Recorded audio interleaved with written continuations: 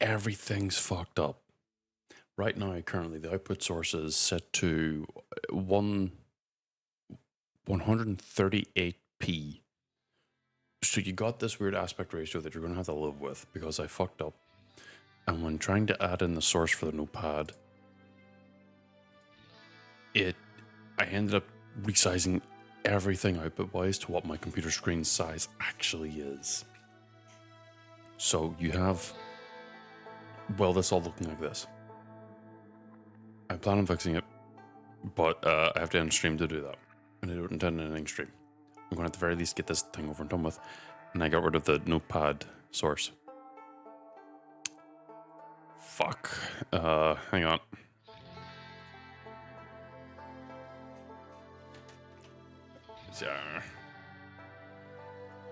Yes, don't capture the cursor. Notepad. But at the very least, what I wanted to do was to do the look back at Cyberpunk in regards to the overall game and everything, because, you know, I did feel, well, for lack of a term, something. Shit. Why is that not locked? There we go.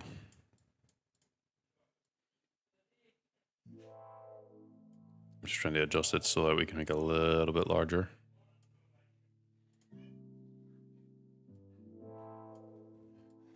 Because it's going to be also very, very chaotic in regards to like the equivalent of the submarine and everything too. I don't expect it to be very good.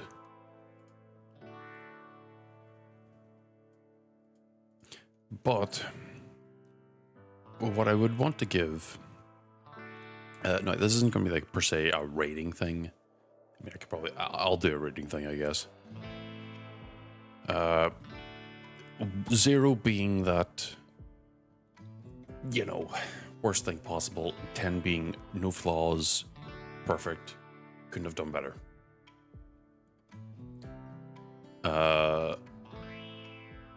So, looking back at the way the story is and everything. Sorry, my tracking is a little fucked because I had to get up and close the fucking door again. So I'm just going to real quick reset that.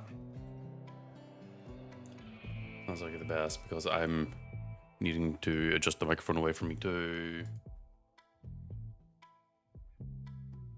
calibrate.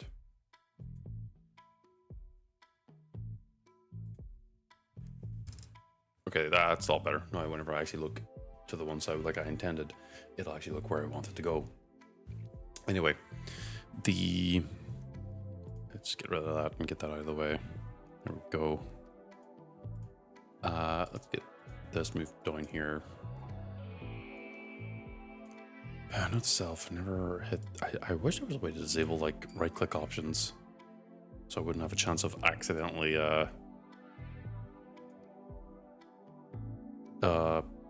you know, choosing them and everything.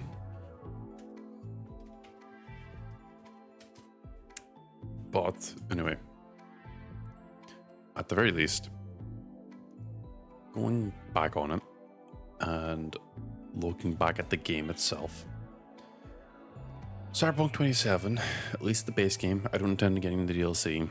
To my knowledge, the DLC doesn't actually add anything new except for a new ending, but I've already got the ending I wanted, so we're all good.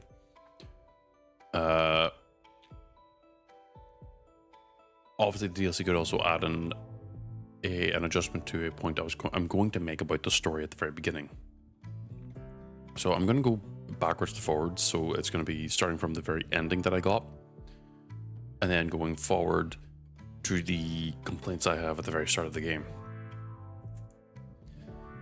So which by the way, major spoilers for the story, but I'm also looking back at the game I just finished. So if you're here looking for spoilers or like a clean playthrough or everything, no, go elsewhere. But if you're not, take up a seat, sit down, maybe give my chaotic thoughts a think over. So, starting with the very end that I got, which is Don't Fear the Reaper, also many would call like the Johnny Silverhand ending itself. For the way it was handled and presented, I quite liked it, though it always seemed very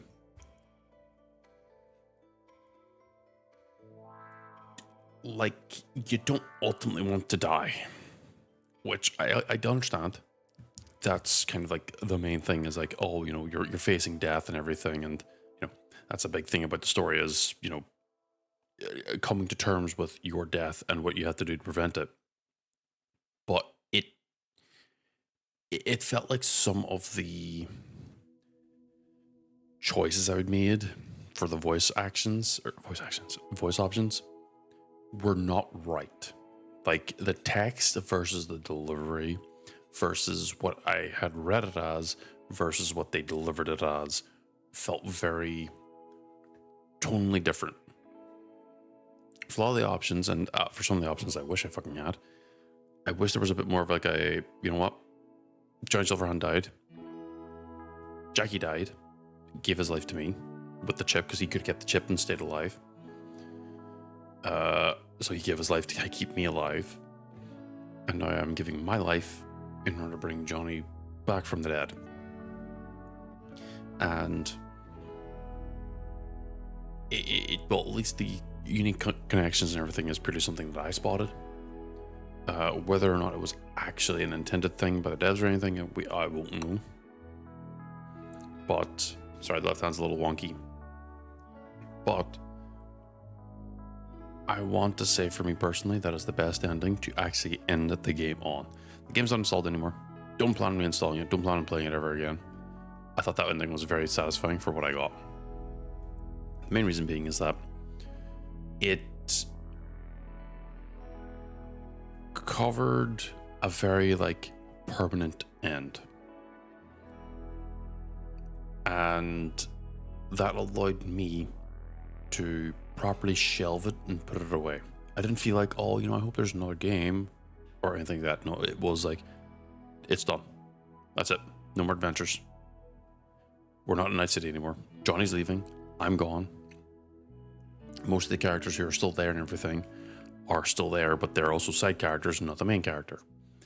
And I wouldn't ever want a main game based on them ever again. Partly because I didn't think they all exactly had that much depth to them whenever you actually really looked at it. Most of the stories ended up actually just being done whenever you actually dealt with it. Even though there's also like that forever living in the Night City area.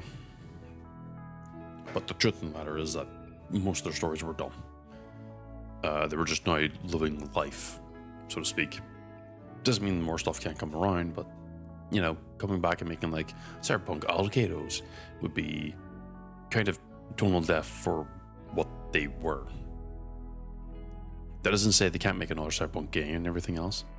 I really hope they don't, because if 2077 was handled the way it was on release, and I did play it on release, I didn't play it, or I did get it and play it on release, I just didn't play the full story, I just kind of played the world. I wouldn't want them to do that, because it took them a few years and an entire DLC in order to like adjust the game to be, at least what many other people say, better. Yeah, also welcome in Emrian.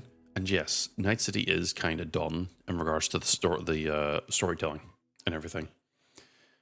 And the one thing I hope that they never do is the one thing I hope they never do, but one thing I do fear that they are going to do is that they are making a new Cyberpunk series. I don't remember what it's called. I think it's Edge Runners 2, quite literally. My fear is it's after the events of 2077. Because I don't know what time that's going to end up happening in. I don't know if it's going to be a case of like, yeah, you can see V's and Johnny's influence on the world and the like. And whether or not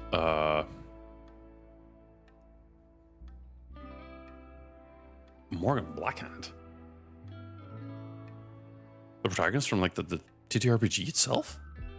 Or well, maybe not the TTRPG, but like a major force. But The next series I'd be worried about is if they canonize the actions of V in Night City, concerning that Edgerunners did cover some of the history in Night City. You know, well, most of everyone else here knows about that. I don't. I just know about it because they talk about it in the past tense. Yes, that's the thing I'm scared of, is that they canonize a specific ending. Because none of the endings really have like a good, like, proper canon ending. The only one that I remotely accept as like potentially canon is the... I looked through them all. The only one I genuinely think could be remotely canon is, unironically, Don't Fear the Reaper. And the reason why I say that is because the character who all this fucking happened around leaves, in both senses of the word, physically, mentally, and spiritually. Both V is dead and or passed on. V leaves the city, and everyone else that they were interacted with have a set reaction of like, I can't believe this is happening, I'm looking for him. So they could technically make characters from the game show up in the new series as like cameos, just like, I can't believe that bastard fucking left. And it would leave enough of a vague-ish hint as to like what and who it is, but you could probably figure out what ending it would be. But also, most of the other endings have like the vague idea that you could technically leave the city too, because, you know, Night City's not for everyone. Why did my hand do that?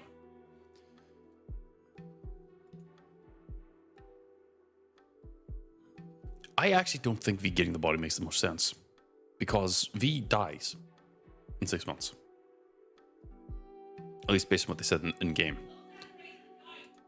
And man, they really don't know how to be quiet, do they?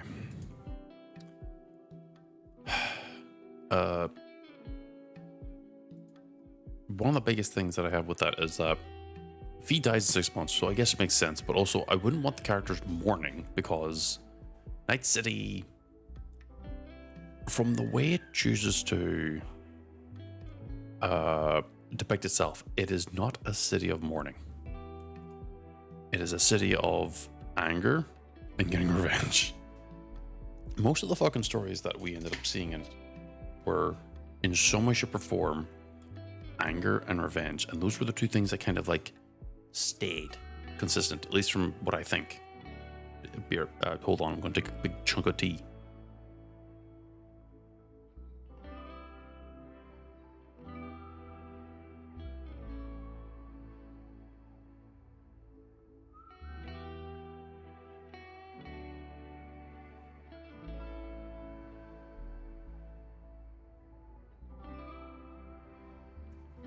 I think personally, sorry, I just finished drinking tea,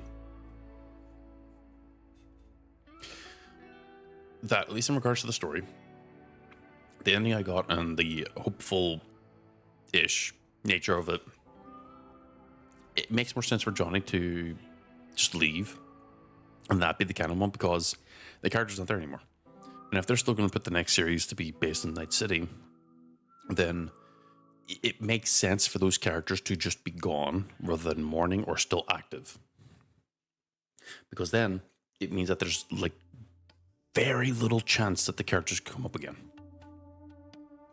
Meaning that the main characters in that story can just focus on like their own story and everything. Sure, V could still be dead and everything, and the like, but I still feel like V going into Cyberworld means that there's a potential like little like hint of V potentially coming back as like a drone or something else, and allows like any potential weird black wall nonsense or hacking nonsense to be like, oh yo type of deal, rather than it being anyone fucking else. But there's also say that, you know, I don't know what they're going to ultimately do. I just hope that any of the actual story that they touch for the next series is after Edgerunners, but before 2077. I don't know what year it's actually going to take place in. That's the one thing. That's the one thing I'm not sure of. But going forward slash back in regards to the story point and everything, I thought everything up till the main heist, or sorry, everything after the main heist, it was serviceable. You know, I didn't really have any major complaints. It kind of covered a good chunk of like the story and the game and the world and different things. But when we get to the main fucking heist, this is where I think my biggest complaint is going to kind of manifest itself. And I've got a feeling that some people might end up ultimately agreeing with this point too. The main heist of the game, where you get the relic, feels like it should be in the middle of the game and or middle of the story. The fact that it is basically like the second story mission of the game, or at least like the second setup, so to speak, feels so wrong because it is such a roller coaster of just go.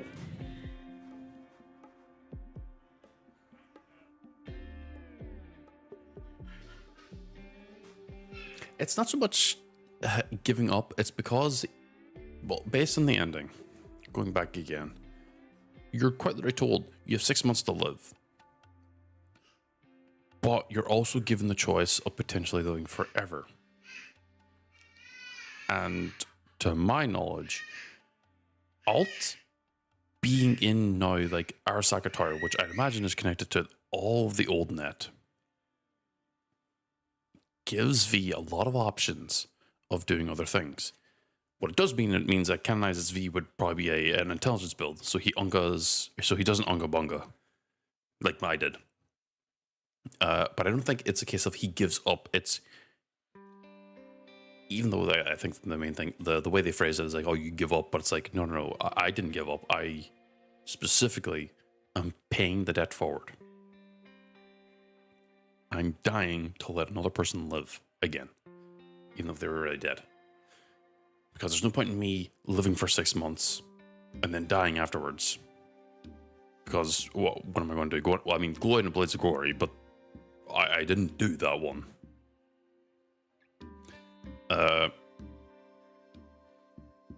again, there's only so much I can really like talk about in regards to like the ending and what I hope they end up doing in regards to the future and the like in which they canonize stuff or not. Ideally, I hope they leave it in like a weird black void of like, yeah, you know, you hear about the events in that city? No, what's it about? I'll tell you later. You know, like something to talk about that makes it get mentioned and makes people think what happened, but you don't get any good answers. Because if you're in a completely different location or city, it makes sense to not really get that information because a lot of that cities would have had like unique, different events and stories and everything else too. And getting like a canon ending or even just a hint of something being confirmed would kind of ruin any and all decisions you would make in 2077. You could bring in characters who leave for a little bit, like, fuck, Judy leaves whenever you complete her story. And generally, I'd imagine it is canon that people completed Judy's story.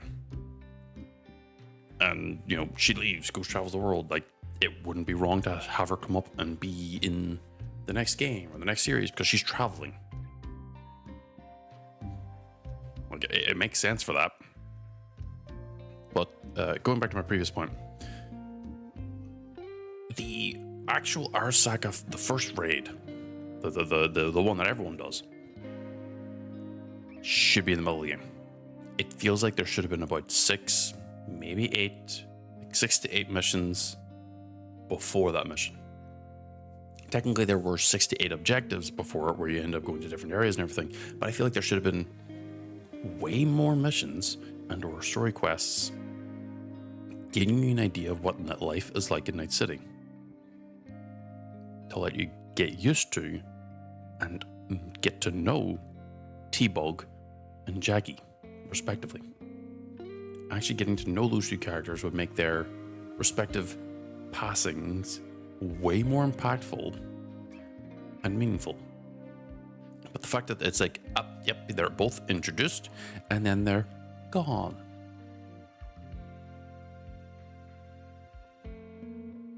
What?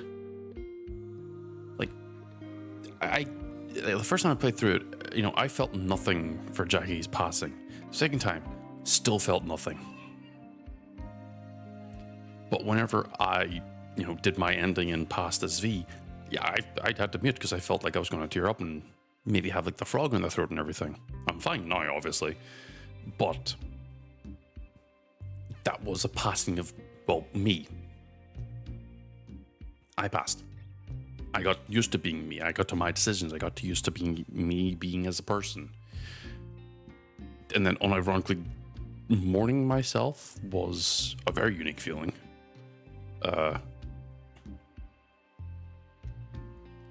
So at the very least, sorry, I'm also looking up because I think I fucked up the tracking, because whenever I was doing the initial thing, I should have been looking more naturally up rather than down. So my down is like a normal like look. So if I want to look actually like super down, I have to look really down. So it's a little weird.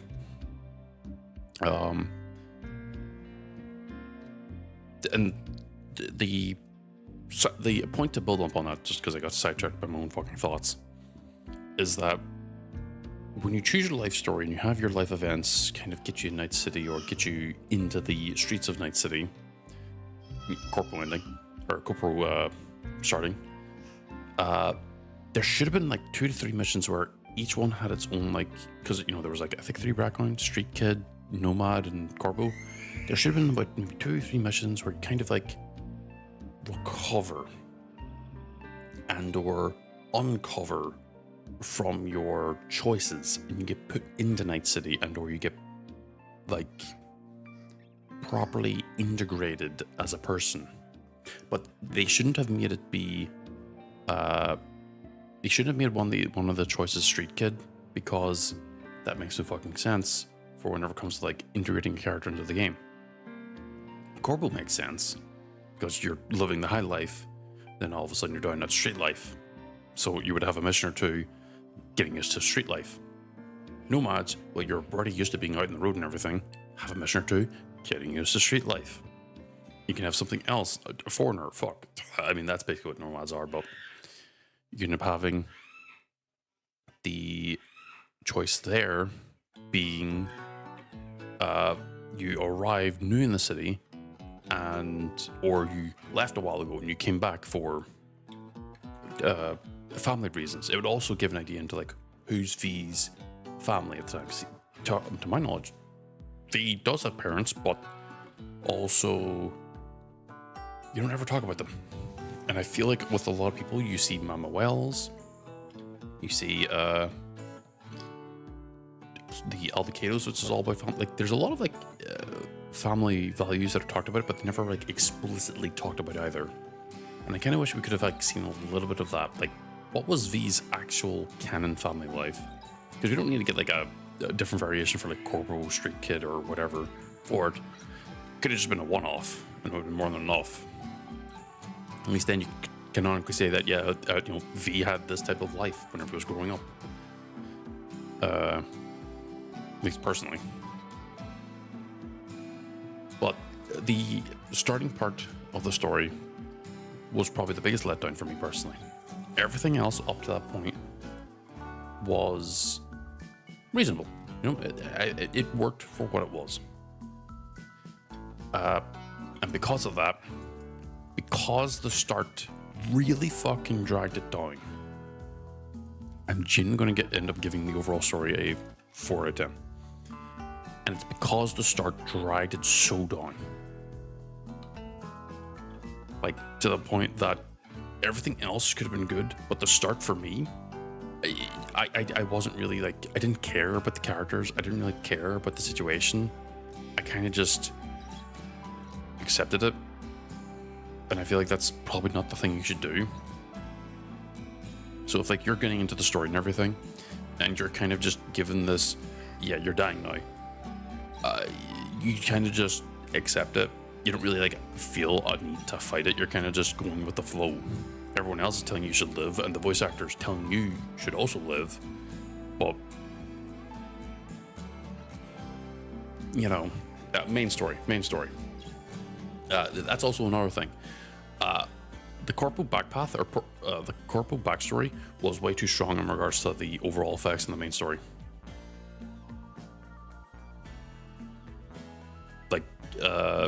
Corpo had way too many options, and I think most people I talked to and have talked about said that Corpo is probably one of the better ones because you're already like integrated into Night City, and you like will end up having like a good idea of how the background and everything works.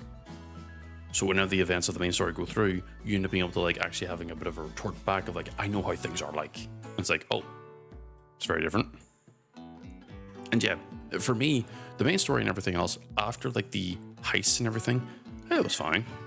It genuinely was fine. I didn't think it was exactly like amazing or anything. But I thought it genuinely told the story and everything. The issue is that the start was so weak that it dragged everything else down. Everything else I was doing didn't feel meaningful after the start. Like, I really did not, I had to say it, I really didn't give a fuck about any of the characters in the truth. The only time I ever gave a shit about anything is because I had to give, the only reason why I gave a shit about any of the characters was V and Johnny Silverhand, because you spend most of the goddamn game with them. So I felt something when I did Don't Fear the Reaper ending. But every other fucking character, every fucking other person, everyone who passed or died or was there involved in some shape or form, I did not give a fuck. In the back of my head, I kept thinking, well, this is a necessary story character. You think I could shoot them? Like 90% of my thoughts was, do you think I could remove them from the story because it'd be funny? I didn't have any emotional connection. I didn't have any care or want. Like almost 90% of the time, my immediate thought was, can I remove them from the story and would the game be any different? And the answer was, probably not. Because I didn't have any real good backing or anything for like the main start.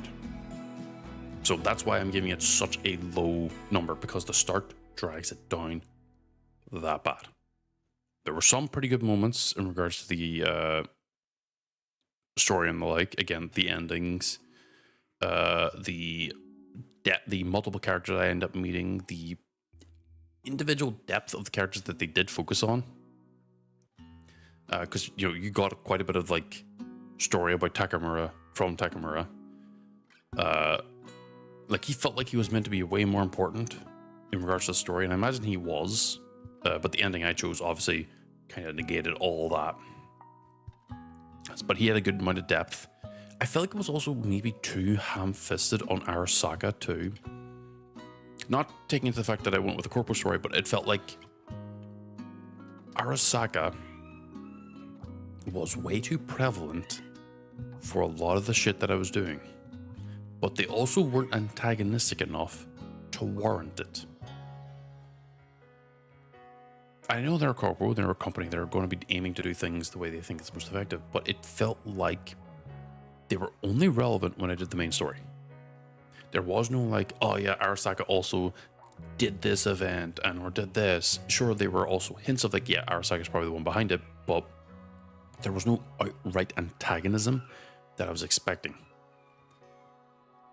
And for me personally, that ends up also kind of being weirdly tonal dissonance, because if Arasaka is our main threat, even if they are a corpo that is trying to change face and everything else with Hanako, which I heavily doubt, it still felt like there was a weird like lack of Arasaka presence, even though they were the main focus for all the main story. And it felt weird not having them being the main antagonist for almost everything I'm doing. Like I'd expect way more random Arasaka like task force teams going after me because I would be relatively important. I have a bounty of who killed Saburo, or the father, or what's his name? I don't remember his name. But if they put a bounty on my head, I'd expect more task forces being dispatched to actually deal with me. But the fact that there wasn't confused me a bit. I dealt with more like with Maelstrom and the others that I forgot the name of. Also, that was another point. Like, it felt like the main gangs and everything were an initial threat and then they immediately fell off. Like, I was expecting way more like attacks from the gangs I mean, they did come up whenever I was leaving a mission that dealt with them, where they got alerted and were like coming in for backup and everything. But I don't know, didn't seem right.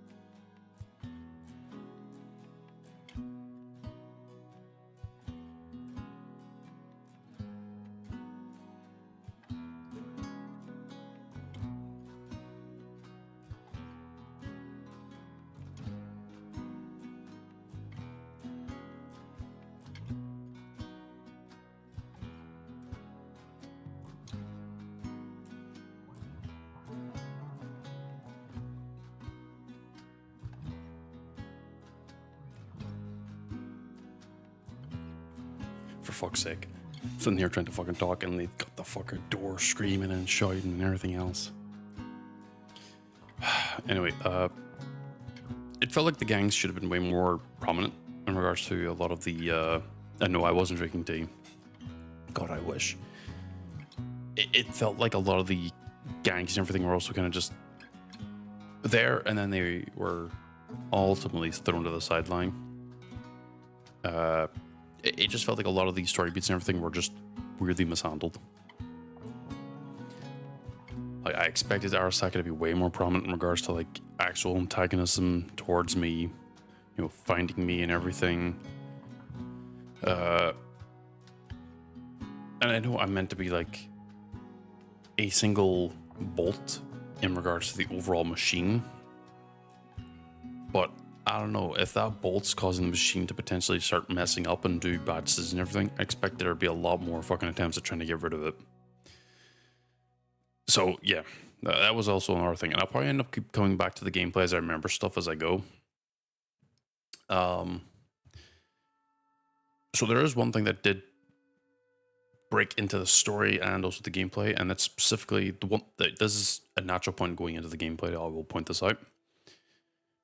The fact I was able to be cyberwared up from head to toe, and then having a character in the mission with Best Isis, where you go try and find her first in the weird place where Brick is hanging out in. Having one of the Maelstrom troopers go, you know, I like your style, minimalist. But you could do with like some newer stuff or whatever. I was weirdly made giddy from that. I think I did a good job of hiding it, but having someone legitimately comment on and actually like approve of my choice of cyberware was oddly nice. And then as we go into the gameplay, I'll be honest, I'm gonna be really quick about this. It's 6 out of 10. It's not the greatest. It did some nice stuff with like the ability to like deflect bolts back at the source and everything. Sandy berserks were very interesting. Being able to hack and do stuff were kind of boring. I did wish I could do it more often, but you know, because of the berserk choice and everything, I couldn't. But the little bit I did do it was interesting enough, but also felt very... I don't know, I didn't feel like any of the real gameplay stuff I did was super interesting, because I felt like I was playing like any other first-person shooter that had a very vague focus on melee. Mind you, I didn't have very high expectations because, well, I hate to tell you, it is made by fucking the same people that made The Witcher 3. And I'll be honest, The Witcher 3 gameplay isn't exactly awesome either. So this is like probably like a single step up, because at least it's first person and not weird third person where you're going like swah, swah, swah, swah, spinning in a circle while attacking. Obviously I played on the easier difficulty because I know that for a fact that they only balance in numbers. They don't balance in actual like quality, I guess is the way to put it. Where the AI is smarter and attempts to do more aggressive things and attempts to throw me out of stuff and attempts to do more disabling things rather than bigger number, less number, you die type stuff. Number balancing is not difficulty, it's tedium. And I've gone through this multiple times. Maybe I might even do a proper stream on why I fucking hate that type of balancing. So I'm going to move on from that, because there's not much else for me to say about that. Overall performance. I'm going to put the number down. We'll talk about it afterwards.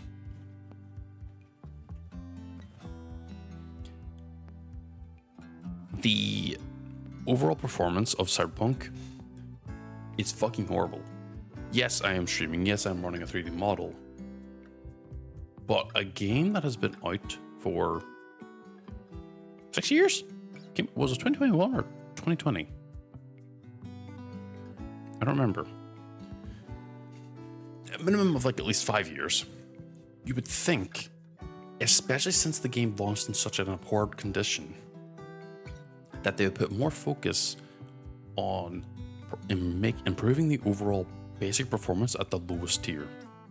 I still had multiple bad performance issues across the board when it came to like looking at fire, certain scenes which were trying to load 2 different maps at the exact same time, enemies somehow also randomly causing specific spikes in the performance. Well, I will give it props. It still looked good whenever at the minimum, but it also still had a lot of things that, like, I thought at least, now I don't expect devs to pull magic tricks, but I definitely expect devs to be fucking reasonable about the things that they're implementing into the game in regards to like the overall quality.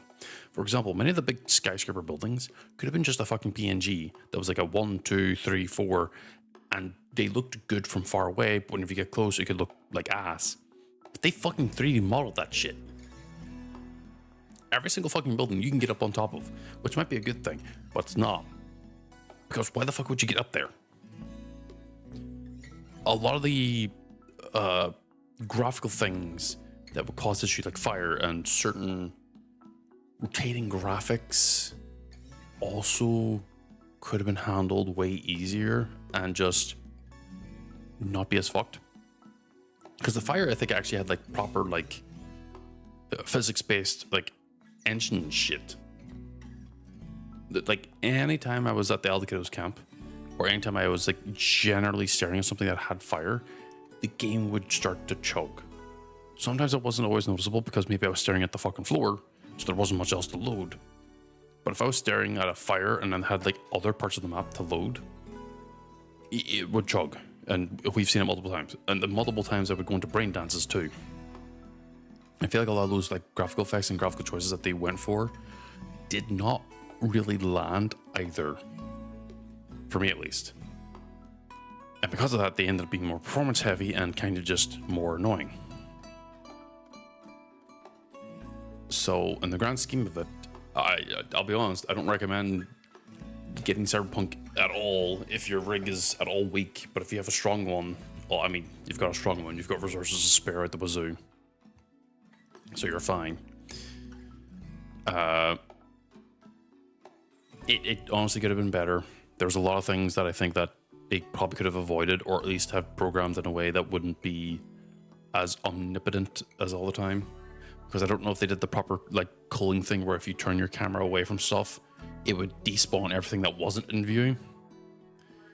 And sorry, pardon me.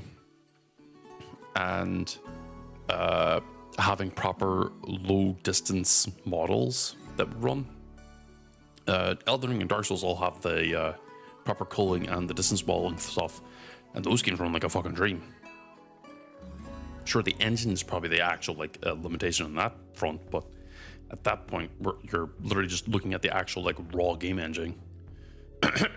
Sorry, I for some reason have hiccups, and I'm trying to also clear my throat at the same time while having hiccups.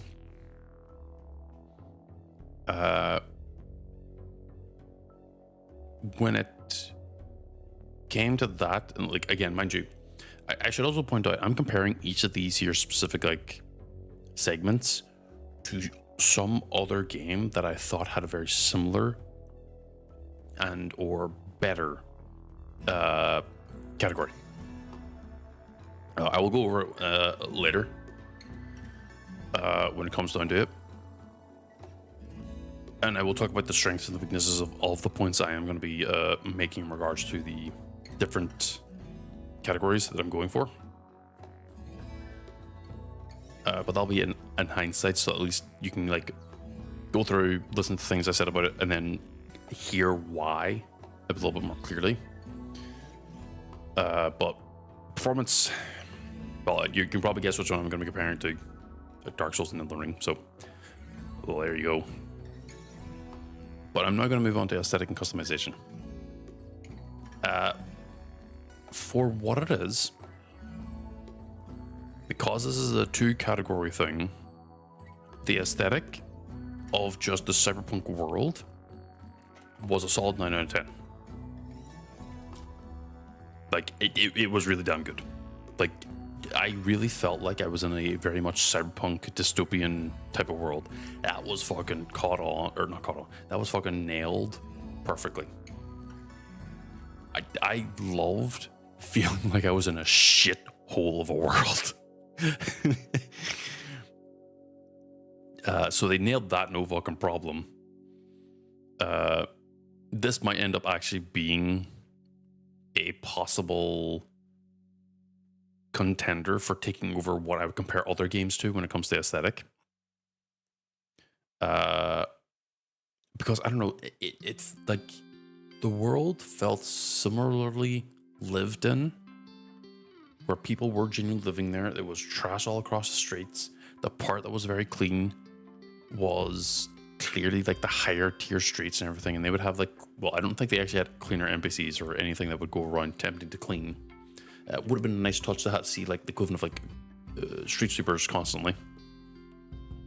But anywhere on the lower end of the cities, it was trash, dirt. People genuinely looked very unkempt. You know, the multiple places where the vehicles would be destroyed and everything. You know, genuinely, if you're looking for aesthetics of capturing a dystopian type of place, where the juxtaposition between the higher parts of town, or like the more well-off parts, versus the low-income places, I don't know how else to describe it, was genuinely obscenely good. It really fucking nailed that. To the point that it was an experience going between like wherever I was in Night City to like anywhere else that was like more corporate, basically. But even then, the corporate places had like their own like dirt spots, which would be realistic because, well, maybe not realistic, but it would also be way more reasonable to expect that's where they're like, those of the corporate society would push all those who are still in the corporate society but don't want them in the open into that area. And also it felt like very much like a city that was in constant maintenance as well. Like there was always like some NPCs doing work, someone pulling on cables, doing what they could.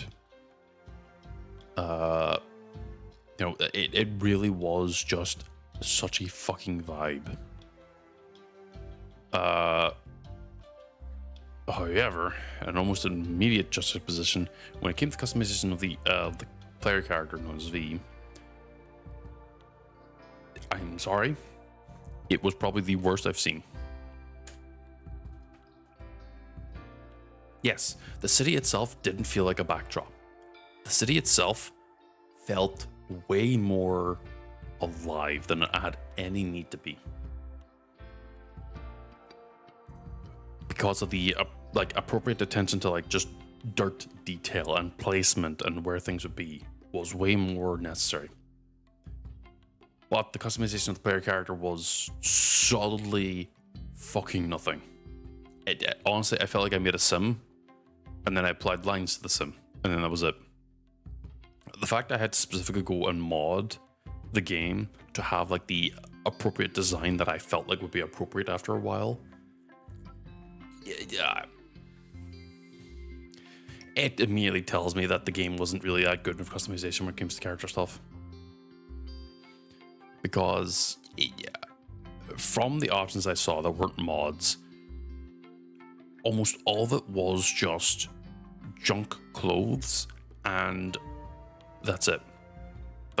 Like thrift shop clothes normally. There were some suits and everything, also it wasn't really so much thrift shop, but a lot of the stuff, it was just ragged tagged type of crap that you would see in popular American TV show or whatever. Like the customization on like wearing the clothes and everything was such a backdrop in comparison to like the overall aesthetic of like the city itself.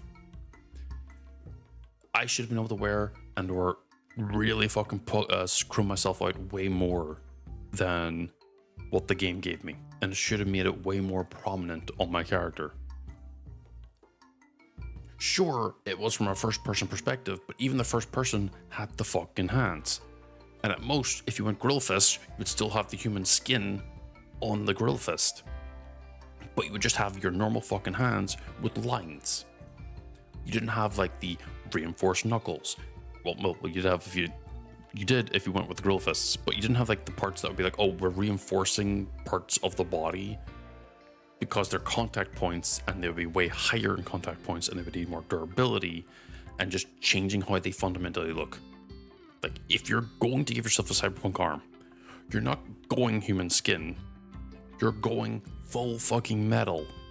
Johnny Silverhand's fucking silver arm was way more impactful in regards to the overall design than just my fuck ass normal human arms. And while I understand, again, game was made for first person, I would expect at least that attention to detail in regards to the arms to be a little bit more careful. My arms didn't look that way because I modded the game so I could look different.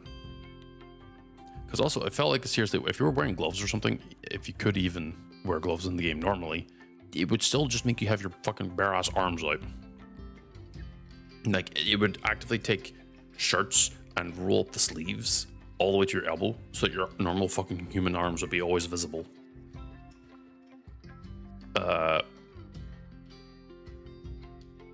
And that was a big issue for me because, I'm sorry, V is a fucking cyber psycho in the sense of he was able to supposedly put on a bunch of cyberware without any major fucking repercussions and not give a fuck. Because everyone says in canon, V is a fucking monster. There was not a single time I did not agree, because I built my V to be a fucking monster, and he was a fucking monster, but he didn't look like it. He was still human. I know that might be like a weird, like, possible juxtaposition where cyber psychos are also people too, and that's why you shouldn't like judge them or anything. I'm sorry. I wanted to look like a fucking monster. Or at least not just a normal human with lines. Because they also talk about in the TTRPG and a few other stuff where the body mods wasn't just, oh, you make yourself gold or silver. It was, you turn your fucking self into an actual cat person. You turn yourself into a multi-limbed centipede. You turn yourself into a rock-ass looking texture type of motherfucker. Like, there were so many more things. And I understand constraints and everything. But if they didn't spend as much time fucking advertising and putting all that money into that, they probably could have spent more time working on this, on the customization of the individual characters, improving that overall aesthetic, because most of Night City were normal people as well. I would have expected a little bit more in regards to how weird people would look. I'd actually expect the gold, like, chromed people and the silver ones too, would be the baseline of what a body modder would do. Maelstrom was kind of a step towards the right thing, but they also had that raw, unrefined aesthetic of just, we're not aiming for cool, we're aiming for grotesque. Because a lot of the attachment and everything was like, yeah, let me just remove entire segments of my fucking skull and hollow it out. And just have it be cybernetics, which, yeah, fine, that works. But, yeah, I don't know. I felt like that should have been like the first step to like genuinely insane body mods. I shouldn't be able to like walk down the fucking street and see someone who's just a straight up orangutan walking about casually. Like, I would fully expect someone to do that. I'd expect someone to be anime as fuck. I would expect someone to look like, well, just a full-on chromed out that guy that wasn't just, oh, human. Like, the fact that the most chromed out people I saw were Maelstrom thugs and Am Smasher. I almost called him Samuel Hayden, and he's from fucking Doom. But the fact that Smasher was probably the de facto most chromed out guy, but even then he still had like a fuck ass face. Like, he still had like the front face part, which I'm assuming is where his brain was contained, considering he was apparently blown to smithereens because he took a rocket to his face. To still be there, I was expecting him to like have a sick ass, nasty ass fucking helmet and or like skull type of like aesthetic, because you know he is Am Smasher. He's a fucking monster. Why would he not be like borderline made to look like a fucking demon? Motherfucker, whenever I fought him, he had 5 fucking stage bars, and each fucking stage he would pull out a different set of fucking weapons. Even at the fucking like last 5%, he had a fucking pistol. Motherfucker would not go down without a fucking fight. I wish I had talked to him a little bit more at the very end there, but I kind of was like, I feel like because of my timer and because of the game thing, if I continue this conversation, I'm going to die. So I didn't. But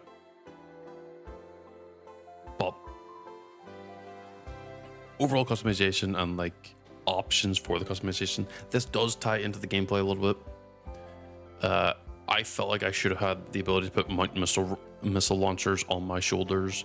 I felt like I should have been able to like install guns into my arm. I had an EMP launcher. That was cool.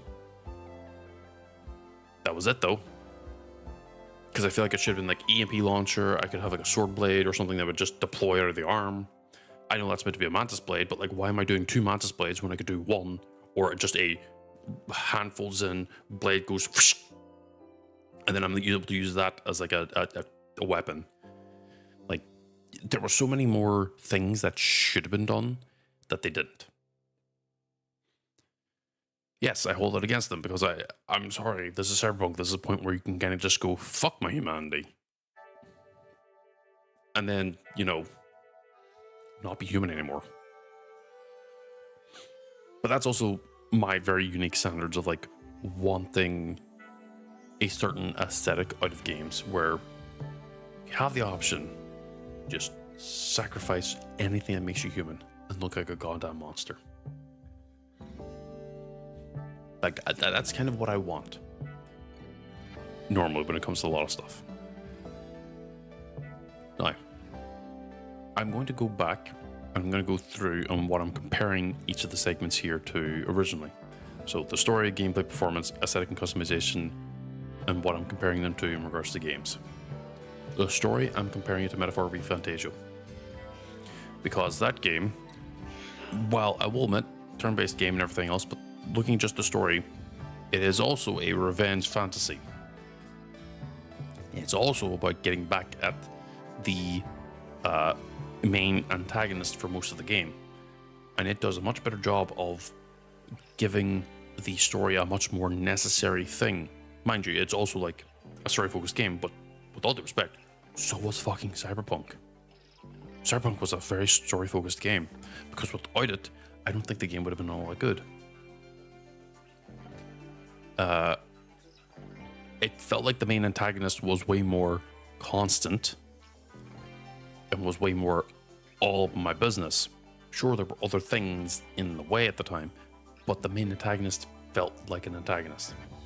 Unlike Arasaka, which, while it is a faceless corporation, you could still apply a face to it in regards to your grunts. By just having constantly fighting them, it would have been way more important. But because there was a lack of that, it didn't feel as good. It was serviceable, sure, in regards to the later parts, but the early part is where most of the actual weight in regards to how the game is handled is where I would almost argue that is where most of the work needs to go into the most games. Your mid to late game story parts don't really need to be that good if you have a good like story start to really hook the people into play it. I'm looking at you, Baldur's Gate. When it came to gameplay, it was all right. And I'm actually comparing this to a game that I have played quite a lot, Tainted Grail. Tainted Grail has a lot of fucking options in regards to the gameplay and how you want to approach stuff. The only issue is that Tainted Grail doesn't have proper stealth. I think Cyberpunk also has a better stealth than Tainted Grail, but when it comes to like options and like different builds and everything, I felt like I had way more options in Tainted Grail versus anything in Cyberpunk, because I felt like in Cyberpunk I would slowly but surely become a master of everything. It didn't feel like a specific run, because, you know, eventually I'd max out, like, you know, I think even the way I did it, I maxed out 2 different stats, or damn claim close, and was able to almost max out a 3rd stat. Not a bad thing, but it felt very like I was kind of just doing the Skyrim thing where I was mastering everything, which I sometimes like, but I also sometimes don't like, because I did it in Oblivion, but Oblivion has much more like you learn as you go, and as you learn you improve, whereas Skyrim is you learn as you go, but you don't improve until you get a level up. And the level up is like how you kind of like distribute your perks and everything, and I don't super like that. I much prefer, like, if you're doing a learn as you go type of thing, you just naturally unlock shit. Just do X amount of things, X amount of attacks, X amount of enemies you deal with. You get better at it. It makes it so like you actually grow. Cyberpunk, I thought was like also surprisingly weirdly restrictive in regards to like how you could do a hybrid build. Because you would expect the body, and I know body is like, oh yeah, we need this to be like the blunt tree, but like you could also just make it the melee tree. Like, that wasn't that hard to do. Like, you could have made body be the melee tree, and then make reflexes the speed tree, where you have a lot more movement options in the reflex tree. Sure, it might make the reflex tree very much like central to everyone's build, but I'm sorry, who the fuck doesn't like the ability to air dash and cover distance? Plus, also you hit cars more often than not, so you could easily just hop in a car and just go.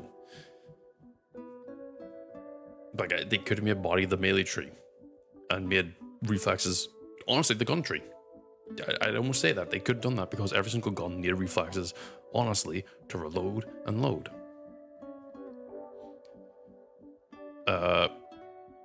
They could have kept the int and tech trees as what they were, because they had their own categories of guns, but I'm talking like, you know, with reflex, it should have been just straight up power pistols, because it felt like the body tree had maybe too many of the best things in the game, which I didn't run personally. I didn't use shotguns, I didn't use LMGs. I used fucking pistols and sniper rifles, which is funny. But I also use normal swords.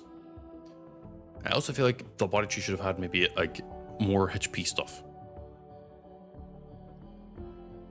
And I think the other trees were actually kind of mostly okay. Because from what I saw, the tech tree felt very tech. Like, it genuinely felt like it was a tech tree. Like, everything was regards to tech, which was cool. While I didn't do an int build, seeing all those options for different hacks and everything, and just what you could do in the int build, I was like, oh yeah, they've got int fucking covered. Like, that was a meaningful build. But the body reflexes, and I even argue cool were kind of lackluster. But they were like kind of just outright the normal fucking fighting trees almost. Because you had throwing knives, you had blades, you had blunt, you had the different types of pistols, silenced, long range, shotguns, assault rifles, all those different things were all in those 3 different trees. But I felt like one tree should have been like just guns. the other tree should have been melee, and one tree should have been like stealth takedowns and other things like that, and just making it so that, you know, if you build into that, you're undetectable by all normal things. It would have been really cool to have that be a thing. It was nice that I could kind of just be stealthy normally, but they could have done so much more stuff with like cool to like figure it out. And they should have had a lot more like hybrid options where things work in tandem when you have them. Like, okay, if I drop on someone and I do the air knockout, I should be then able to air dash as like a combo naturally to the next guy to then quickly choke them out. That's a part of like cool or whatever, and just have like combination things that go from tree to tree, you know, like to make the game a little bit more fluid. Now, I also understand that this was like their first main game that was first person and everything, so maybe they didn't think about it and they didn't really want to like do that. But that is how they could have done it. And mind you, Tinted Grail doesn't have really that like unique or standout gameplay. I just think it has some of the best in the game because it does a lot of things right. It allows you to specialize, but also gives you a lot of like across the board options that can synchronize and really make a build kind of hilariously strong. Moving on to performance, the main kicker is again Elden Ring, Dark Souls, Bloodborne, you know, that series, because those games run on a goddamn potato. They really do. They run on like some of the worst PCs I've seen across the board, and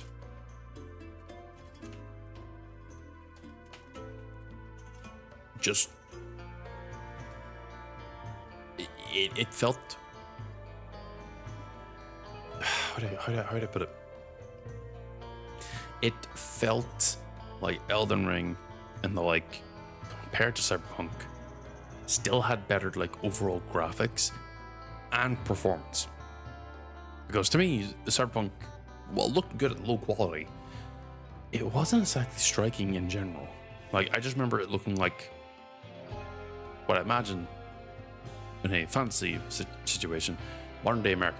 Like, big skyscrapers, dirty streets, you know, the aesthetic is unrivaled. But also, it didn't have any like stylization or anything in regards to the overall performance. And the performance did not really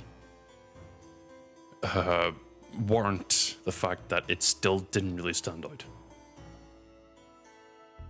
So I'm mostly comparing it to Elden Ring in regards to performance, because again, fucking think I'm running a goddamn potato, and it also has a open world thing too. So with no loading screens or very few. So I think that's a good reason as to why I'm comparing it to Elden Ring compared to Cyberpunk.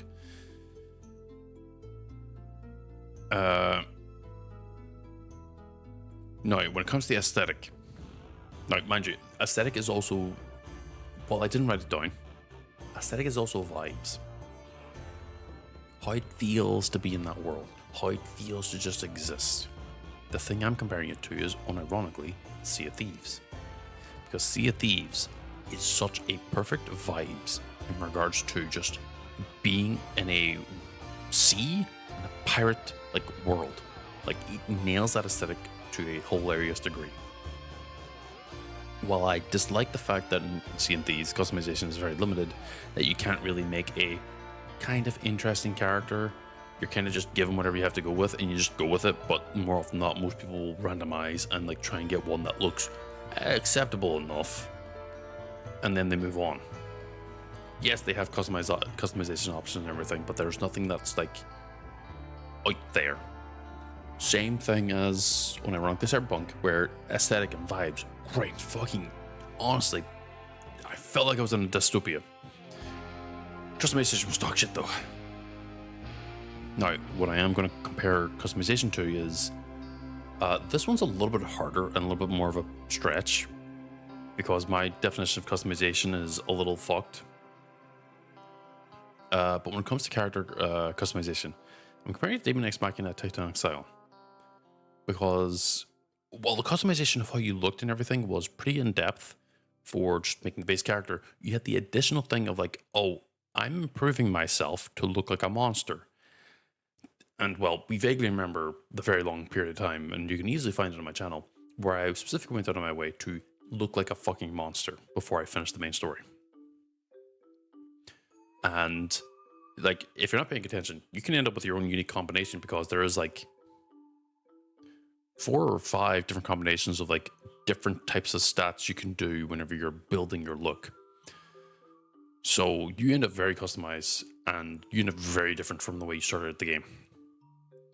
Whereas conjunction to Cyberpunk is you look the same at the start of the game, you just have lines on your face and body and the like, which ends up being kind of just a letdown. I'd even almost argue that Cyberpunk's customization is worse than RimWorld, and RimWorld's really fucking plain. But that might be a bit too harsh in regards to like the comparison. But that is my overall ratings for the individual Cyberpunk 27 look back. I didn't do the DLC, so the DLC is not being factored into this case. But I imagine the DLC might improve on the story and everything, at least adding a little bit more.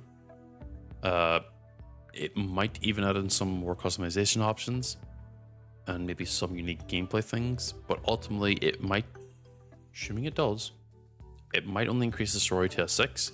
It might only increase the gameplay to like a 0.5 or 7, and the customization probably would only increase to a 4. I still thought it was pretty overall lacking, and there was a lot of main points that were, you know, they could have been good, but they were dragged down, like in the story. So, in regards to that, at least, Cyberpunk 2077 was serviceable as a game. Buy it on sale. I mean, probably is already on sale multiple times by this point in time, but you know, that's why I'm choosing to look at it. Don't go in my hand. Well, for that, I'm now going to close this because that is going to be the end of the like review period, I guess, of Cyberpunk. And now we move on to like literally anything else. So after Cyberpunk, I am kind of struggling to figure out what I want to do. At least in regards to like games and certain things I got. So over the next few days, I'm probably going to be playing like nothing series wise. So we'll probably end up putting a lot of stuff into like just, you know, the in-between game stuff. Or the in-between games playlist on YouTube at least.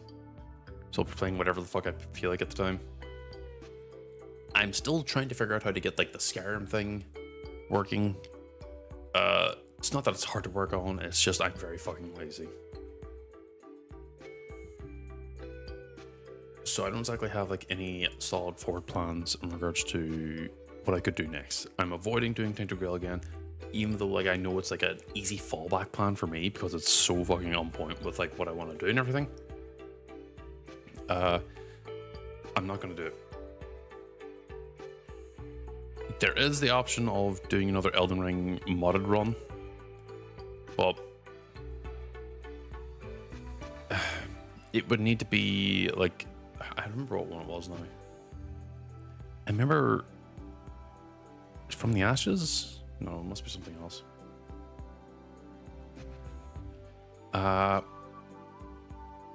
So I have to like spend a little bit of time trying to figure out what I could do and what I might do.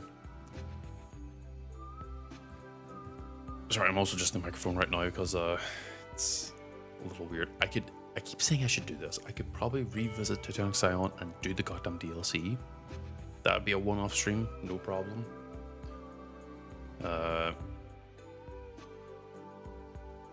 Would I go back and finish Tales of Rise? No. I thought the game was really boring. I mean, I played through a good chunk of it too. I could... No, I couldn't. I was thinking I could probably do Digimon World Next Order, but that's...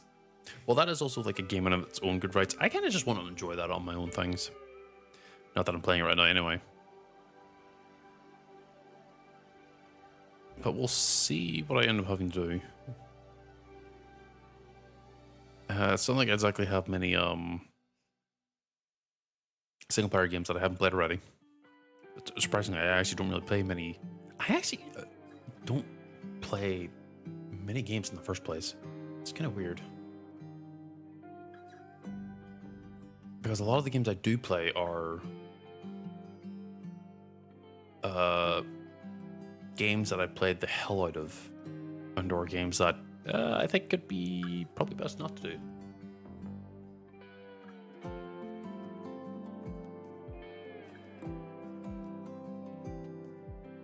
And a lot of the other ones are also like weird MMO games I played that were really not that great. I could do Generation Zero because that game's now fully fucking done. But that's also... the start of it's very slow. Like, really slow.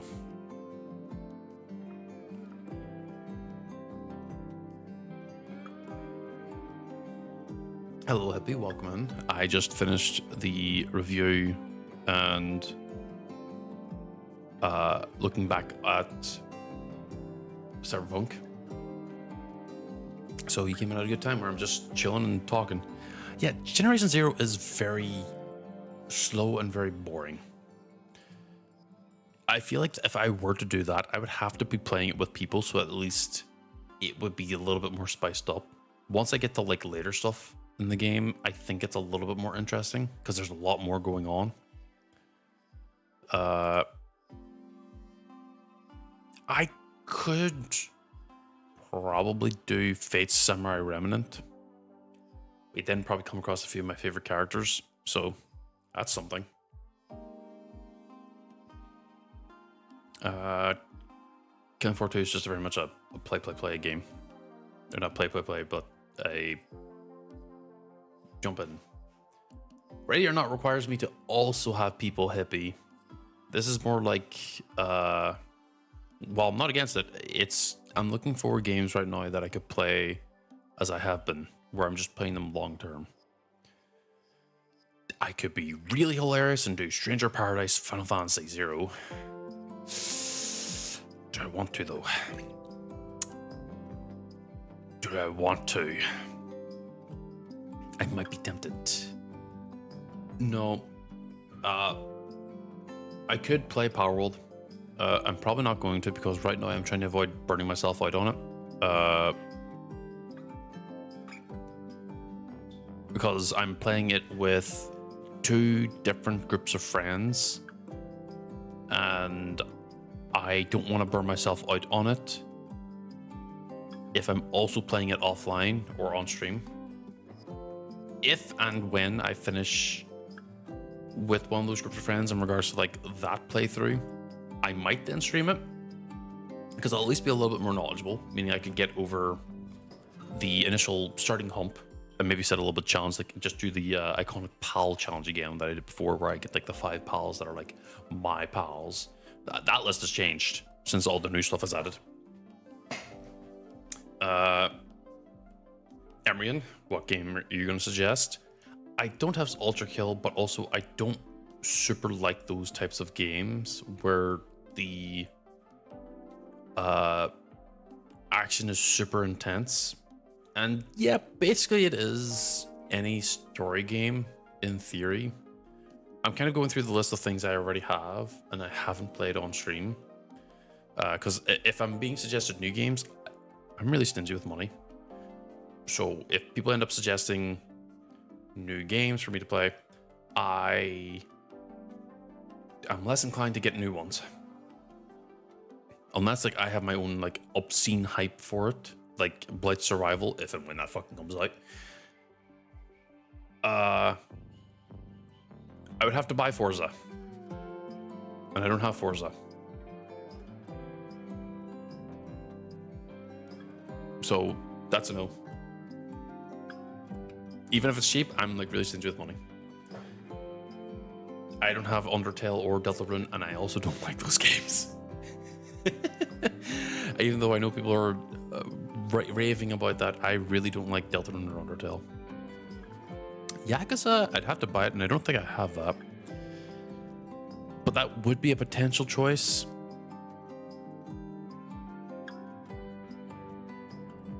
Yeah, because it would be a good choice for that.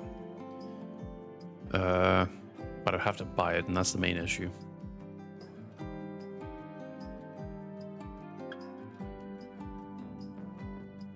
Yeah, it's not a no to playing. Like, here's the thing: we all saw how bad I was at driving. I think it'd be funny, but it's expensive. I could probably get the older stuff, but I don't know. I feel like I would have to play the newer one. I'm in the UK. Well, Ireland specifically, but that's about as far as it will go. It will be. I think, realistically, because I know that Yakuza is a long-term series, I'd want to get like the background stuff. So I'd probably end up starting with the very, very first one. Not like the first release, but like the first one in the game that deals with like where the story starts, if that makes any sense. Because I know realistically, I think it's Yakuza 0. Because I know that they re-released a lot of the Yakuzas, and people say don't do this one because it has this and this, and it kind of ends up overcomplicating the entire fucking like list of like what I intended on playing. So, you know, I think I'll probably end up doing Strangers of Paradise Final Fantasy. Sorry, I was thinking about this at the back of my head too. It's a vibe. It's also a fucking hard ass game, so I'd end up bashing my skull against the wall anyway. And with the way I'd play it, well, like the music is implying, it'd be difficult. So we'll see. I'm also missing 2 achievements in it. Complete every side mission and get all achievements. So I might end up doing Stranger Paradise.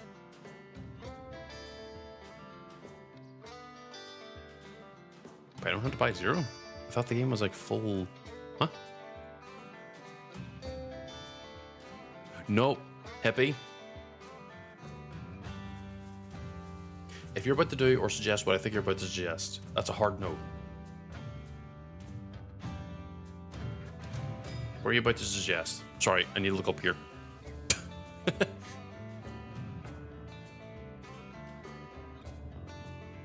What are you about to suggest?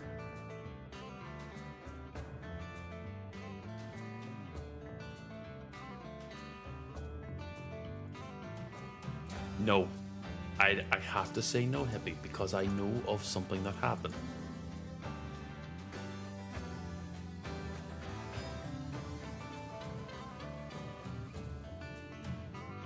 I should also play more Shell at some point too. But that one's a little bit different. No. Yeah, and as your brother, I have to fucking put my foot down and say no.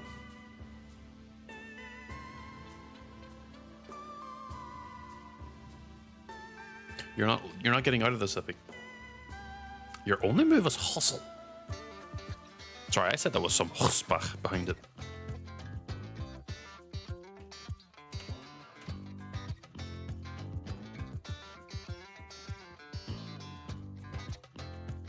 Oh, I've seen this one before.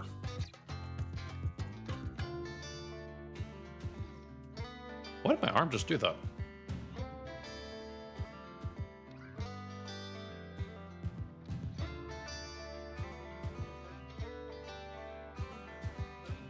Well, one.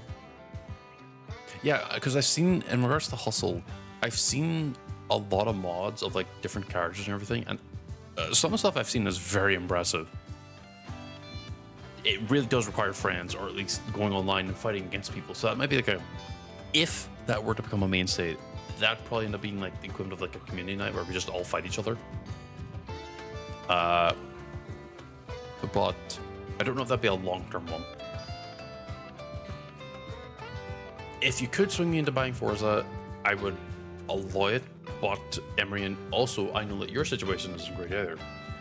So, no. Don't think I don't like commit to memory like the situations that people are in. If it were somehow coming out to be like $5, I'd probably be like, yeah, sure. At that point, I'll let you. Well, your situation's pretty primo. Then you keep your fucking money and you save up till your situation is so fucking good that you don't have to worry about ever being anything worse. Because you're also in education, sir. Yes. I was trying to remember what the fuck that game was like called casually, and it was Yomi Hustle. For some reason, I kept wanting to call it Humo. What? Humo? Sumo Hustle. I want to call it Sumo Hustle, but that's not right.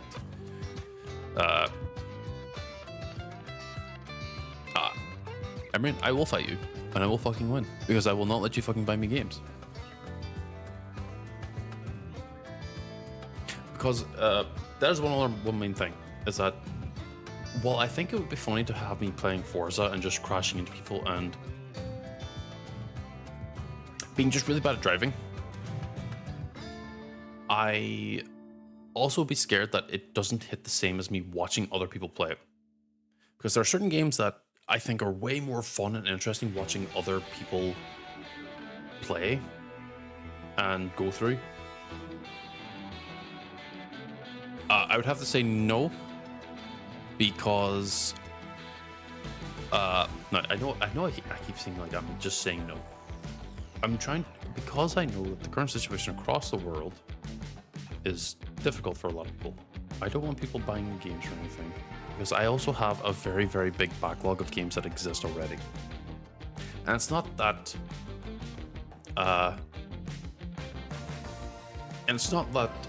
I'm initially against it. Even if someone's in a good situation, you're better off holding on to your money and using that to cover the future. Because right now we are going to be entering into a very unique stage where I think there's a potential crash coming. So realistically, if you have the money to spare and everything, save it. Save it and put it towards proper things that will keep you alive over the next 10 years. Don't be throwing it at me because I'm a kind of cool night guy on the internet.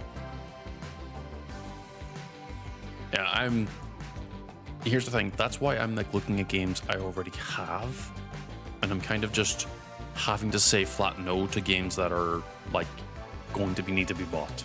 Because I do have a genuinely large backlog of games I could play.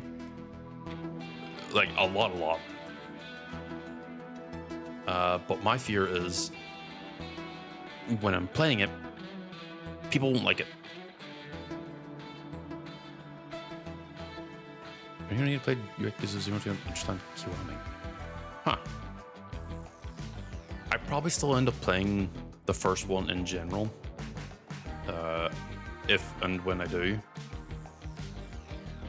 Because having the extra context behind like the events and everything would be a little bit better. It's not about understanding it, it's about like having a better investment into the world itself, for me at least.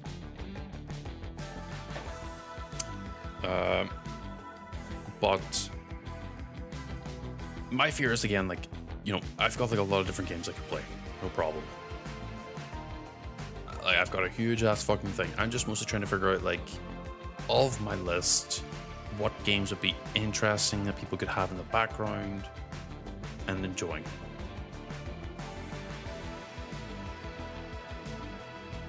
Yeah, see, that makes sense. Also, hello Carbon the Planet. That makes sense to play all the OG ones. Would I play horror? I've played Resident Evil 4, and I technically did try to play Resident Evil 5 on stream, but the person I was playing with just has not been having a good time, so I didn't want to keep forcing them. Would I play horror? Probably not. I do have Phasmophobia, but I feel like that's because with Phasmophobia... Okay, I'll hands up. No, wait, come on, hands up. I don't actually like horror. Like, a lot of horror games, I think, are very badly horror. Because, for me, horror is the fear of the unknown. Technically, Hippie, I was supposed to do Phasmophobia with you quite some time ago, but I didn't have my VR headset or anything, and that's how I tend to, like, prefer playing Phasmophobia. Because it like, it ups the overall, like, fear factor for me. Because I'm in the world and everything. Uh, hands up, I don't like horror in most games because they have a horror to be scared of. And if a game, even in general, relies on jump scares or anything, or even just, oh, we're building up to this spook to scare you with, it doesn't interest me, because I'm walking up to expect to be scared, and all that does is honestly kind of just bore me.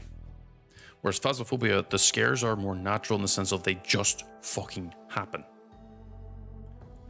Mind you, I also am aware that Phasmophobia right now has had some seriously bad performance right now. Is it performance?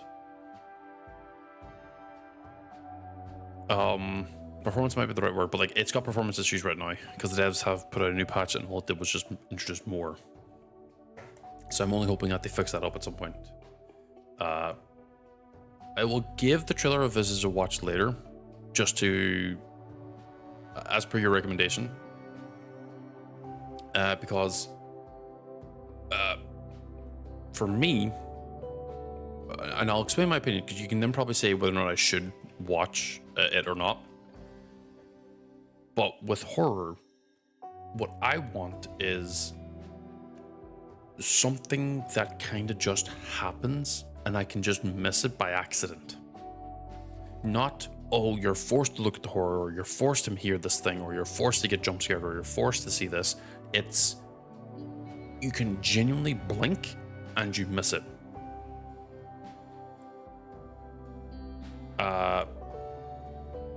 So why is my thumb like that? So for me, a lot of horror that's actually like good is very few in between, because you know it's always pre-made.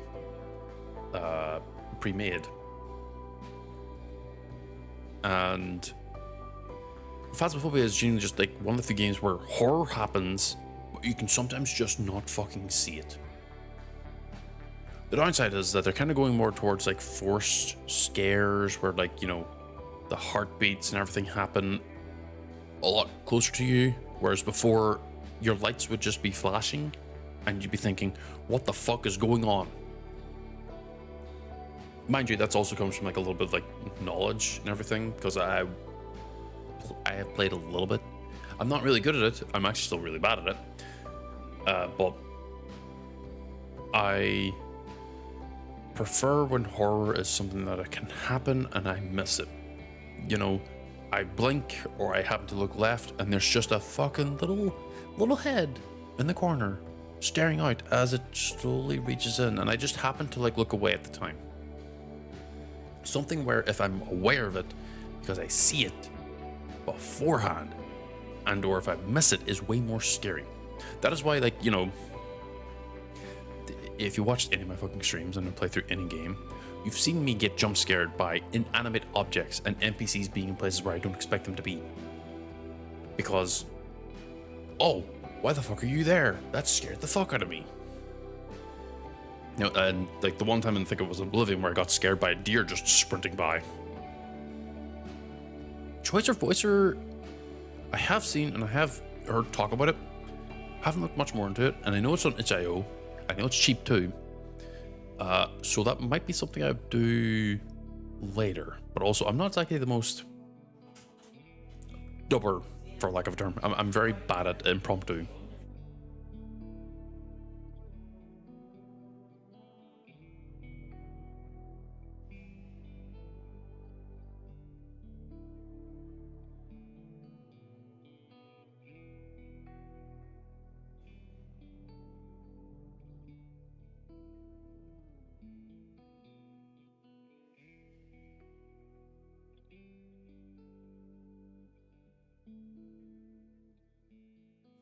Sorry, I think I threw a little bit of a break because it's starting to itch.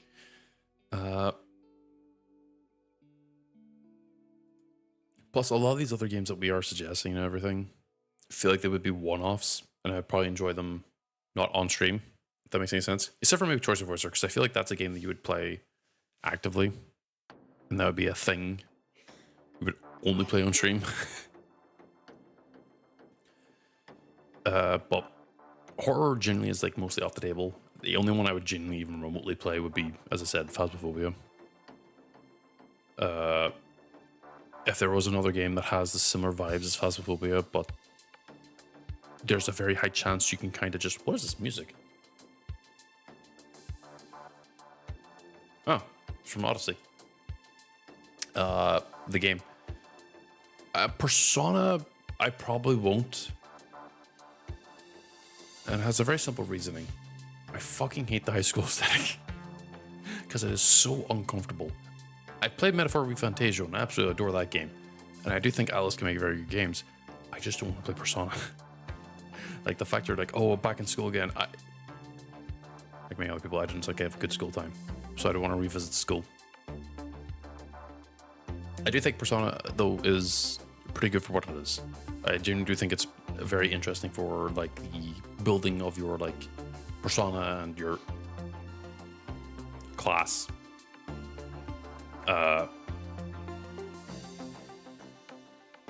For like just the way you play it. I do respect them. I just don't like, I wish they would do anything else except for their like school stuff. If Persona 6 ends up being like completely unrelated to school or something else, or at least, I don't know, being older people instead of just, yeah, we're still in fucking high school and we're 15, 16, I'd probably end up giving a little bit more of a respect. That's why I like Metaphor, because I think because there's no fucking like weird ass school system or anything, you can kind of just insert whatever age you want into the character and it'd be completely fine. Well, in most cases.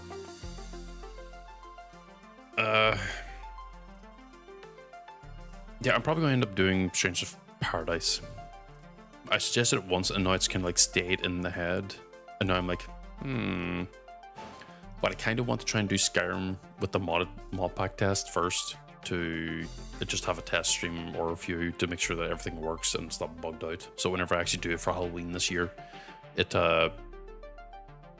works and doesn't crash on me multiple times during a stream. That was always fun to deal with.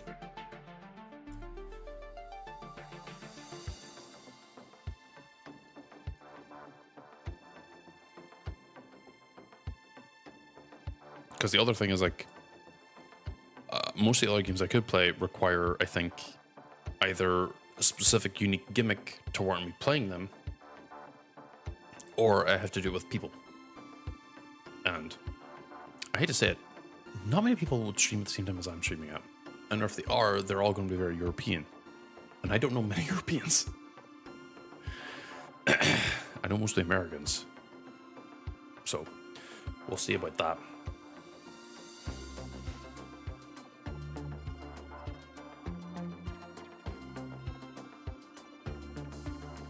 Because I've got a lot of other games that are just in the background that I haven't really touched.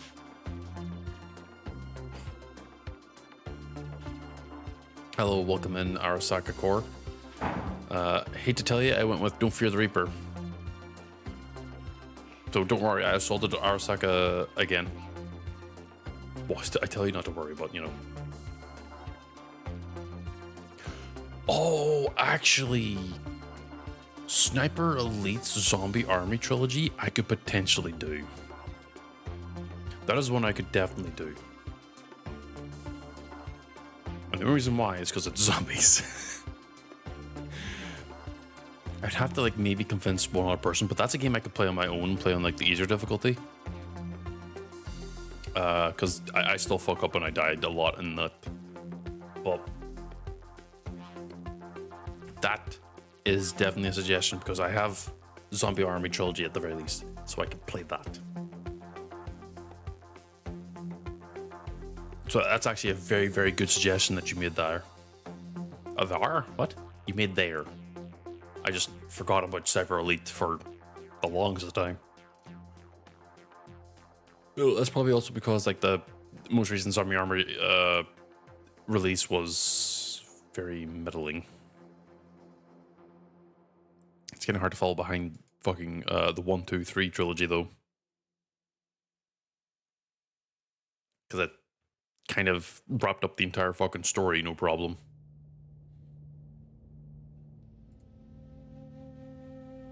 But I could definitely do that.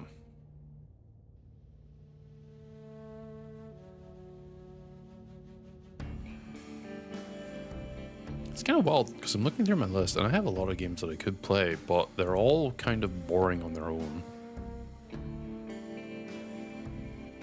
I could technically go and show off my origins ever so slightly with a game. It's not going to be a perfect representation because there's going to be a lot of like, I pause and I actually go on a very long spiel about where my origins and everything come from. And then I continue on with the game because the game has other stuff going on. But I could potentially do that. But that's... I don't know. I'd have to see.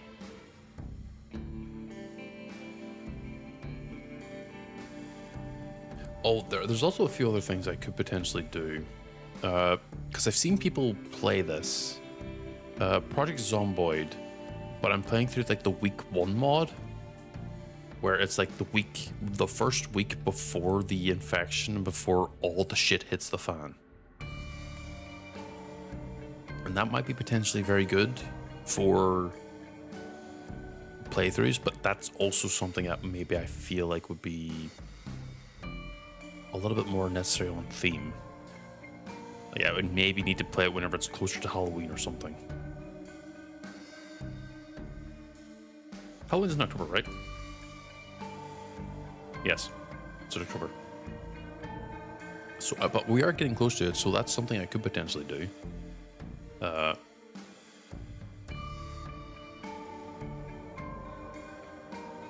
I feel like that would be very interesting of a choice because, I don't know, maybe it's just me. I feel like not a lot of games actually show off like the actual start of the infection and when shit goes down and how it goes wrong specifically. Because almost every other time like it talks about it, it's like, okay, if it goes right, the military comes in, deals with the infected, job done, no worries. Or it goes bumblefuck wrong and the military is completely fucked somehow. And then they quickly skip over like the start and go to the like, you know, after the initial outbreak and everything. Oh my god. After the initial outbreak and everything, the world is now like in a post-apocalyptic state, staring at you, Last of Us. Fucking piece of shit. Fucking fuck you. Sorry, that was a lot of aggression.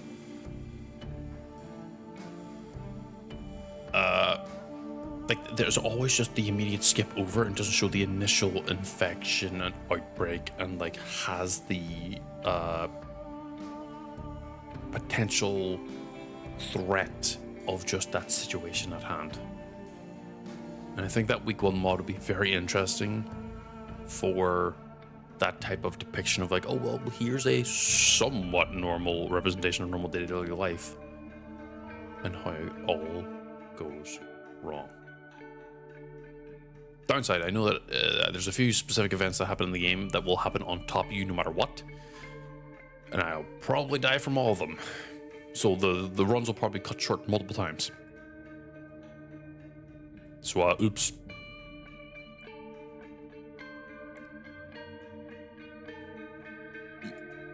Ooh, pardon me. I could possibly do Dying Light. I know that game actually is relatively good in the performance thing, but I kind of played a lot of it.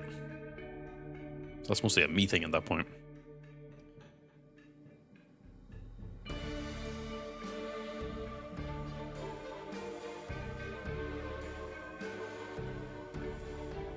What I will say is if you're Yomi Hustle is definitely a good choice if we're doing like kind of like a community tournament night or something.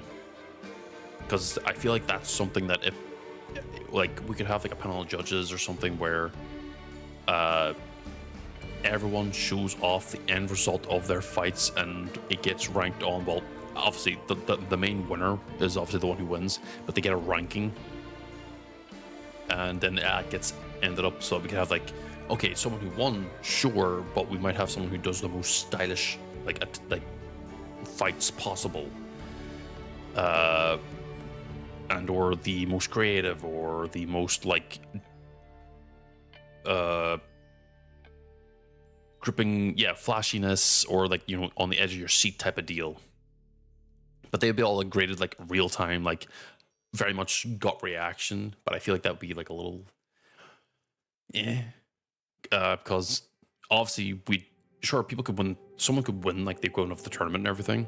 But we'd be more focused on wanting like the most flashiest, coolest fight that could go either way, possibly. At least in my depiction. Like I would want the fight where like you genuinely don't know who's going to win until the final decision. Yeah, you kind of want that like complete blowout of the microphone whenever it ends. Yeah, like the fights themselves are like the main thing that I would want to see done, but I still want the like tournament arc where like if someone wants to win, they can just win. I ain't gonna fucking complain about that.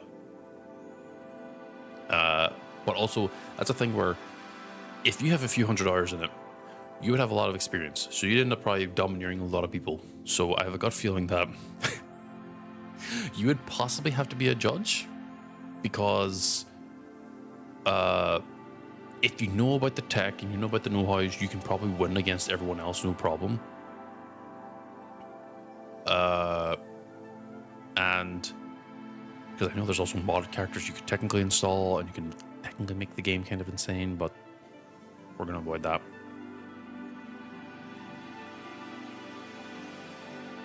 Yeah, that'd probably be another way to do it, where you aim for like style fights and the other ones are just like, you just fight to win.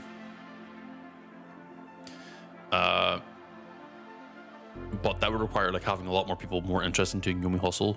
Well, I have seen it. I don't think I'd be very good at it. Obviously I could learn, but I'd probably end up being like completely fucked almost immediately. It'd be really funny. But I think I would need to like attract like more people to it who would be interested in it. So we'd have to figure that out. And we'd also have to figure out like, hold on, I got like clear my throat a bit.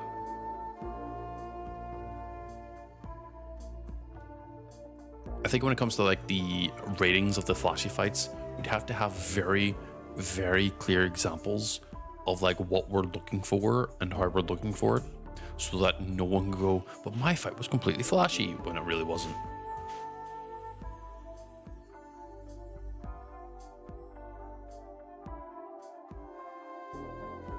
Sure, I mean, you could teach me, but it wouldn't be on stream. Partly because I imagine there'd be like a lot of stop and go type of things, so I would need to like genuinely sit down for a day and do it.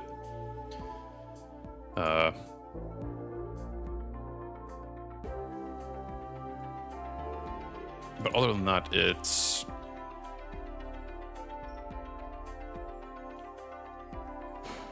a little bit of a struggle in regards to like what I could do and what I would want to do.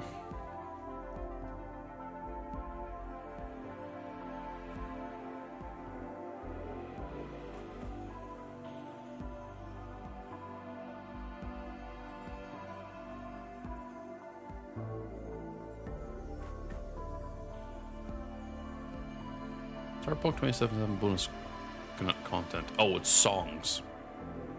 Oops. Yeah. That's the main thing, is that I want, as you're already aware, I have a community Discord, and I want people to be involved as per the community, not me. I don't want a fan server, I want a community server where I could just be a part of the community. Sure, I might be an admin or whatever, and I might be like the person that's like the big streamer in it, but like I want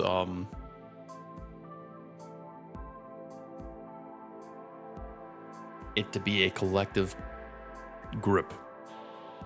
But what that also means is that I need to get a little bit bigger in order to like pull one together, which is the hard part.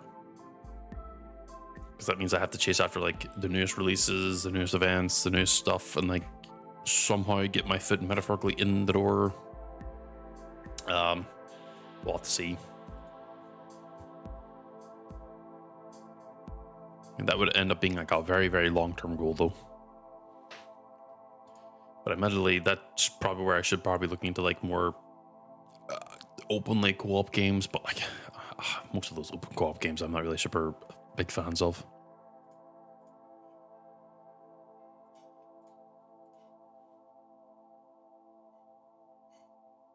I mean, realistically, it'd probably also be like make fucking videos, but that doesn't feel like it's building a community, more building like a fan server.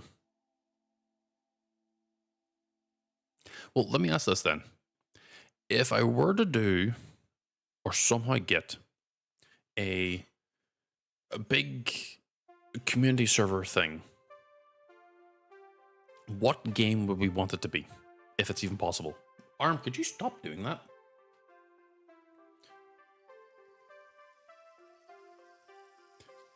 What? Because obviously in my head, I'm immediately thinking Minecraft because it's like the most easiest low-hanging branch. But also, I don't want to be doing Minecraft. Because Minecraft feels like the easiest option when it comes to a lot of stuff.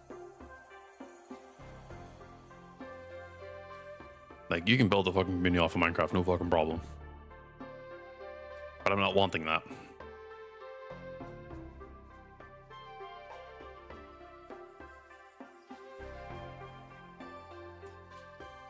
I guess realistically, the best thing is just to let it be. Minecraft is easy and it pulls in the wrong type of people that I don't want to deal with. Because I'm gonna be just fucking open about it. It brings in a lot of people who are way too young to be on the internet and think they own the place, and it really fucking makes you go, Jesus Christ, you have nothing about how it goes, or you know nothing about how it works. Plus, I feel like after a point in Minecraft, you can get like the Minecraft fatigue, which is very easily set in too. Bad actors, yes, that too. Because I'd be scared that there's going to be a bad actor that makes me out as a bad actor when I'm clearly fucking not. I mean, if I do stuff to make me a bad actor, sure. But right now, I'm avoiding that shit with like the fucking plague.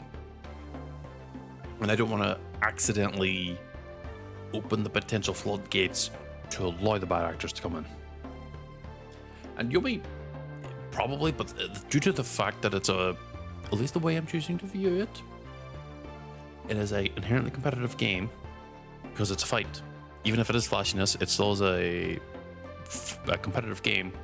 I feel like I'd end up pulling in a lot more accidentally toxic people or people who are quick to put each other down. And I don't super immediately want that because I put myself down more than enough for everyone. So, you know, fragile ego and the like. I guess, no, realistically, if I want to actually like grow, I need to genuinely just collab, find people, and, you know, all that stuff. Get myself out there, as I say. And then improve on what I have and become even better.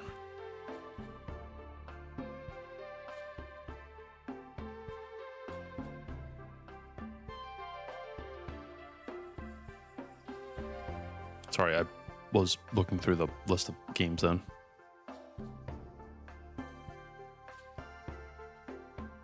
Gentle jousting. We're not doing that one. Oh god, I forgot I played a lot of anime games in my time too. Jesus Christ.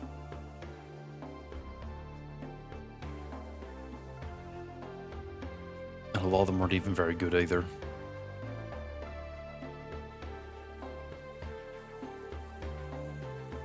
A lot of them are also harem type games.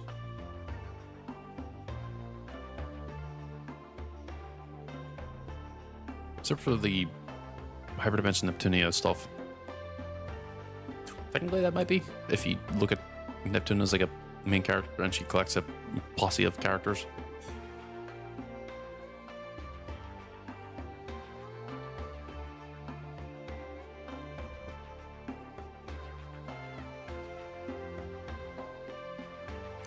No, that's fair. I mean, your current hyperfiction is cars. Like, you're fine, Emery, and I'm not going to judge you for that. Like, considering that there's like certain aesthetics of certain cars and everything that I do like, I don't blame you. especially since I ended up liking the Simamura way too much than I should have. I also did like the Albion. No, it's Arendite and Mordred. I almost got the names wrong there. Yeah, everyone does have their own thing. I'm still currently waiting on Blight Survival to eventually drop. There's a few other newer games coming out, but I'm like, on getting them. Because their aesthetic is definitely what is right about what I do. Like, I mean, I'm a magical knight fantasy player. Definitely what I would do.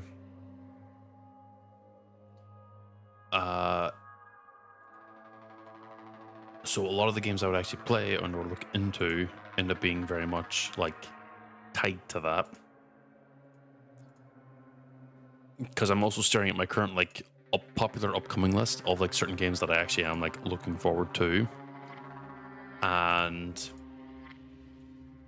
unironically, one of them is called Crimson Moon, and the tags are action RPG, action, online co-op, Souls-like. And then there's another one called The Lantern of the Laughless Saint, which is adventure RPG, action RPG, 3D, and it looks like it's a third to first person type of game. And also Mortal Shell 2, which as we all already know, is a Souls-like. I have a type, and it's on my face.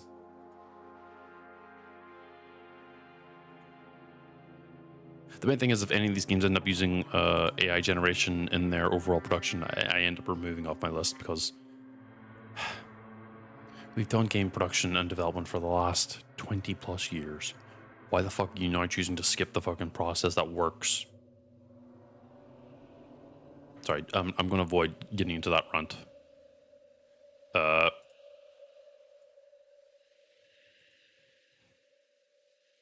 that one's already pretty bad. Plus, there is a few others that I do want, but I'm scared. Like, I want to get Crimson Desert, but I know for a fact there was AI used in it at one point, but they didn't talk about it. But it's a game I still want to get and play, because it is very much a medieval fantasy slop. I don't know how else to explain it except for that. You know, it's just that type of thing, and I like it. Also, it has modding, and I know for a fact I could easily mod myself into the game, and I'd be playing as myself. So, you know, I would fucking do it. It's just also really hilariously expensive. So I kind of literally have to like go, no, can't do it.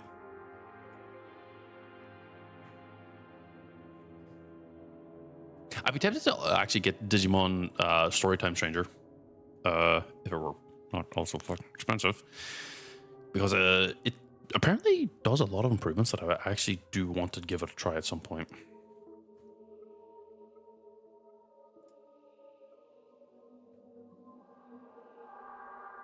And I've already played Dragon Quest Monster Dark Prince before on the Switch, so if I want to play it again, I could probably buy it on Steam, but also I already have it on Switch, so why wouldn't I play it on Switch?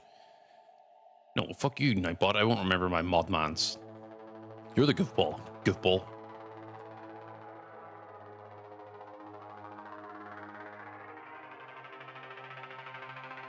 The other main issue is that a lot of the games I actually want to play are, in so much, shape or form, co-op.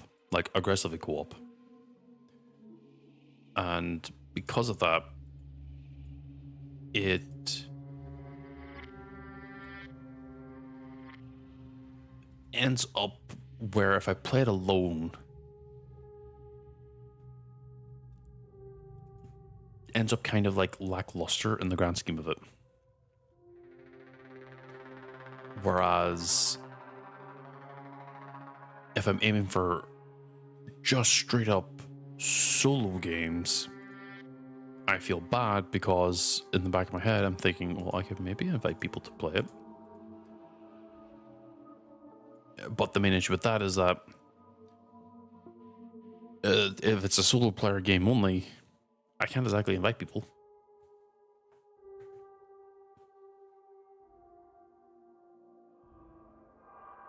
I fucking knew you'd be working on a car app. BMW 850 CSI crime scene investigation, 1995, with a white body kit.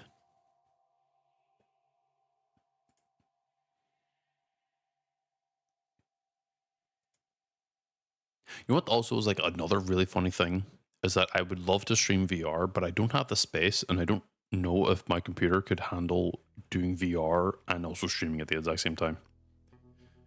And if it does, it'd be something like a game that already is like low performance in the grand scheme of it.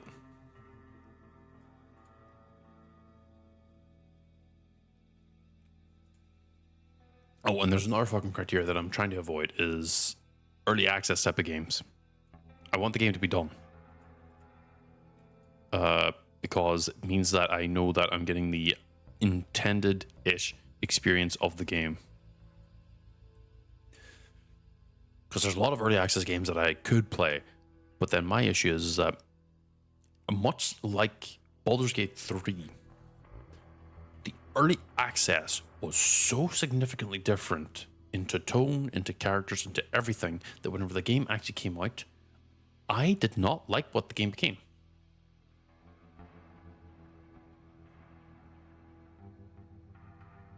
I really didn't like it. I thought it was, again, another serviceable game, but I also thought Baldur's Gate was genuinely overhyped, and it was really, really not good.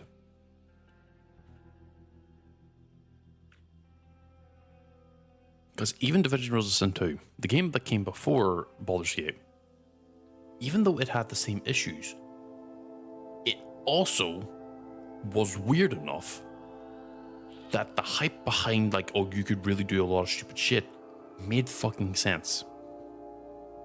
But Baldur's Gate 3, you can't do stupid shit. I mean, you could do stupid challenges, but you can't just do straight up stupid combination bullshit where you combine 4 fucking leaps to get across the entire fucking map in one turn.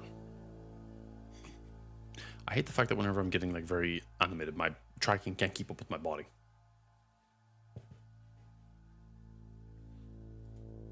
And because of that, it ends up running into the issue of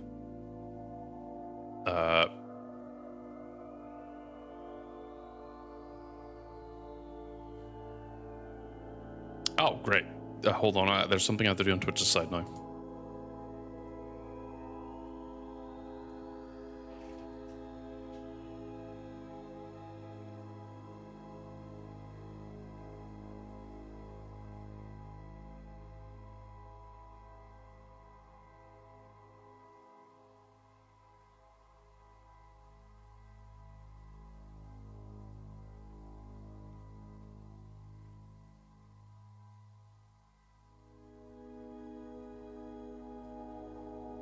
Sorry, I have to go and apparently Twitch. Nope.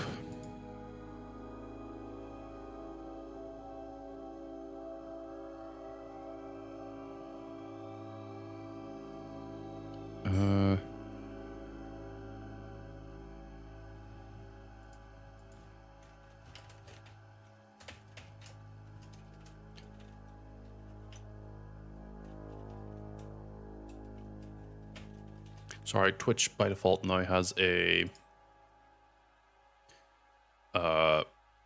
option in settings where you have to turn it off to make it so that your channel doesn't get used for AI training. I just disabled it because I'm sorry, I don't want myself being used as AI fucking training material. Thanks, Twitch.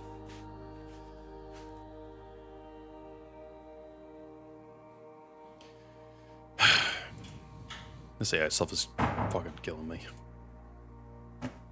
More than normal. Which I thought would be impressive. Or not impressive. Harder.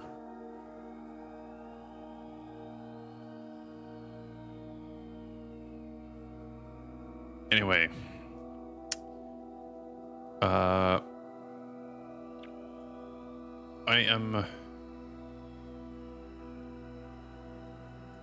No, it's not even like if they want AI, do the way bigger streamers. It's just don't do AI. What is the point in the fucking AI? Because, genuinely, the Twitch thing actually did already affect one of the bigger streamers I actually like watch, and it summarized the content of the chat, not actually what went on in the stream. And when I asked about it, like, why is this weird ass AI summary telling me about divorces? The streamer says, yeah, Twitch got into an argument about how divorces should be held, and they weren't even playing like a divorce game, and this fucking streamer didn't even give a fuck about what the chat was talking about at the time. But for some reason, the AI hyper focused on the divorce topic. So I turned it off on my end. And if you do stream, I recommend you open up your settings page in Twitch and go to security and privacy, scroll to the very bottom where you can see using my data for AI training and turning that off, because it's by default enabled for opt-in, not opt-out. So you have to go out of your way to find it to opt out of it. The funny thing is, if they had kept it as opt-out by default, a lot of people wouldn't fucking even enable it. That's why it's opt-in by default. So, hey, if you're also streaming and you're seeing this here right now for some reason at the very end of the fucking stream, Twitch is bringing in AI. YouTube already has it, but you can disable it on YouTube, I think. I've done that. I've done the best job I can, at least. If there's other ways to disable it, please let me know. Do what I said before. Open settings, go to security and privacy, scroll to the bottom, disable the option that is tied to AI stuff and AI training. It is lame, and I don't know how else to really talk about it, but there are proper applications for it, but it's quite literally what they're treating AI as is a hammer. And once you have a hammer, they're seeing everything as a nail, even though that nail might actually be ceramic. And if you hit ceramic with a hammer, I don't know about you, but that tends to fucking crack. Crack? I almost said crack and break, so that's why I end up saying crack. It ends up breaking and shattering more often than not. AI does have a placement, but it is still so infantile in regards to its overall development that we can't fucking make uses of it. Sorry, I'm waiting for my other hand to come up. And the fact that everyone's using it as a way to skip the entire original purpose of why we dreamed of AI, even in the first place. Like, they're using it to skip the creative part that we wanted to do, where fundamentally the original dream of like AI and all that fucking hyper robotic stuff was we can leave the hard physical demanding jobs to AI and machines. We can leave the very technical, very fucking dangerously precise stuff to AI and machines. We can leave the managing and business decisions and forecasting of money and everything to machines. And we can have and let people focus more on creative things like music, art, dancing, depictions, things that are way more about enjoyment and enriching one's life, and also being kind of unhealthy about it, and not having to do bone-breaking, back-breaking, body-ruining, demanding work. But we skipped the making it do all the hard work and made it do all the easy stuff that people legitimately do for current livelihoods. You know, artists, singers, music producers, etc. They all do this stuff because that's their living. And for some reason, they thought to use that to replace that, which is like stupid. No, I fully agree. We shouldn't use it, but I do understand that there is like a meaningful usages of it, but we're not there. AI is so fucking stupid because it's not even like, even calling it AI is a misnomer because it's random number generation. We don't actually know what the fuck it's going to output. We don't know what it's thinking. We don't know what it could potentially do because it's genuinely just taking an entire bag of dice and throwing it. And whatever number you get is the output you get. It's completely fucking random. Yes, they might have like weird like probability mechanics in it, but that's also the same thing with fucking dice. Because if you limit the dice to be a set number, there's your fucking probability mechanic implemented. So fundamentally, everything we're doing with it doesn't work. Yeah, like genuinely, AI, the few applications that I can even remotely think about is whenever AI is being used to make decisions that otherwise would be very hard for your average person to make in a moment. Because a lot of people freak the fuck out when it comes to like medical stuff. Doctors, nurses, they all get really stressed out. But if they had AI that were able to handle, hey, go here, do this process, here's this hard decision, here's like this possible diagnosis, you can refer to it. And no, here's the thing, I would say, this is assuming it's advanced. I'm not talking about right now. Right now, you don't use fucking AI. AI shouldn't be trained on anything because we don't have the tech, we don't have the ability to store anything there that you can use for AI. Right now, we don't like, we are fundamentally in the equivalent of an energy crisis, but no one's giving it the number of a energy crisis because we're still burning coal. But like right now, we don't have a good long-term solution to the power because in I think it was like 50 years or something, if we don't end up getting a healthier option for not polluting the fuck out of the world, we're gonna end up with even worse and worse summers. Admittedly, I probably won't be alive by that point in time, but you know, it is relevant now because I am feeling the effects right fucking now. You know, this summer was pretty fucking bad. And I'm not even talking about like the fucking financial crisis either. Like, legitimately, as much as I hate to say it, the AI bubble's going to pop, and it's going to cause a, what do you call it? Economic crisis? No, a recession. It's going to cause a recession, just outright. Because again, a lot of things try to adapt AI when it's not even like, it's trying to, when I say this in a very, I don't mean this in a weird way, but it's trying to make a newborn child do the job of an advanced accountant or a senior accountant, sorry. It genuinely can't, and it can only just smash on the keyboard and smash on words and just slap its ink-stained hands because it knocked over the ink bowl for whatever fucking reason and slapping on the table. Like, everyone's making the fucking child do that because they don't have to pay for it. But they're not going to have to start paying for it because AI generation companies aren't getting those government grants anymore and aren't getting like the finances covered. So they're going to have to like up the prices. So now it's going to end up being like the equivalent of like a specialist tool.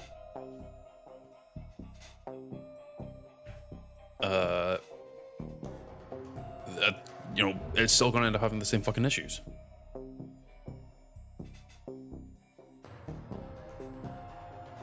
And that too, like, technically, by the long-term solution, it is technically nuclear power because we actually can deal with it. I was thinking more like power storage because, admittedly, I'd much prefer an actual like long-term storage for power and everything. But our energy crisis is very much solved by literally just using nuclear power. But because of the fears and Chernobyl and because of nuclear weapons and like whenever it kind of became relevant, there was a whole lot of like nuclear fear mongering and obviously lobbying and everything by the others because, oh no, this thing that is unironically very natural to the world where we can actually put into place and properly seal it up and get it locked away where it can decay safely and end up being an area where you don't ever have to worry about storage ever again because surprisingly, if you are to be very optimized and very careful with nuclear power, it can last way longer than your average generation of people. And it doesn't have any bigger issues than any other type of power plant either. In fact, it probably has less. Because fundamentally, in the few power plants that do exist, you would think, oh, nuclear, Very dangerous. Would have a lot of injuries. I think there's maybe like total over the last like 50 years, 2 injuries total that was attributed to nuclear stuff. Whereas coal, oil, and many of these other types of things have had significantly more. I believe coal alone had a few 100,000. Don't even get me started on oil. Admittedly, I don't know about solar and wind. I think that they're also not too bad, but they still have more than nuclear. And you would think, you know, in the few things that we do have with nuclear power plants and everything, there would be so much more danger and so much more, but no, because everyone's so fucking paranoid about it, it's not useful. Fuck's sake. No, I don't say coal electric plants are way more dangerous than nuclear power plants. I genuinely think that they are way more worse, because with at least the nuclear stuff, people take it very, very fucking serious. So that if there is ever like the equivalent of a leak or whatever, it is fucking shut down real fucking fast. One button slap, I think, I could be slightly wrong on that, will shut down an entire fucking thing and make sure that it cannot get any worse. Coal electric plants, you can't shut it down because it keeps going, because everyone doesn't give a fuck about how it's handled. Yeah, nuclear waste genuinely has a controlled element. You can control where it goes, you can control how it ends up being, and you can actually, unironically, control how much effect it actually has on the overall area. Whereas coal jettisons that stuff into the air. It also jettisons that stuff into the ground, because if it goes into the air, it goes into the water. The water falls down, becomes acidic. It kills stuff slowly but surely. Any place that has relatively bad smog right now is known to have very acidic rain. And that rain genuinely does cause harm to people. Say with just the air, like you literally have to wear masks when you're out and about in that smog. And yet, they don't take it serious because, oh, we've been doing it for years now, who cares? But nuclear stuff, oh, that's scary, we can't see it. We should be scared of stuff we can't see. Because if we can see it, it means it's a fucking problem. If we could suddenly see nuclear fucking clouds and all this other shit, we would be fucking worried. That too, albeit, would they be nuclear operated? I guess they would be. I thought they would had nuclear material on them, but we're still like not nuclear. Either way. Again, because everyone takes nuclear so much more serious, because everyone's fucking terrified of it. So anytime it does get the appropriate like clearance to work, everyone fucking locks in to make sure it works and is like clean, or at least damn well controlled. Which unironically is how we should be handling coal and oil, because those are way worse, way fucking worse. Because coal and oil do long-term damage whenever you're burning that stuff. That's very hard to recover from. Whereas nuclear stuff, well, it can do long-term damage. Surprise, surprise, Chernobyl, one of the worst nuclear power plant events in the entire world.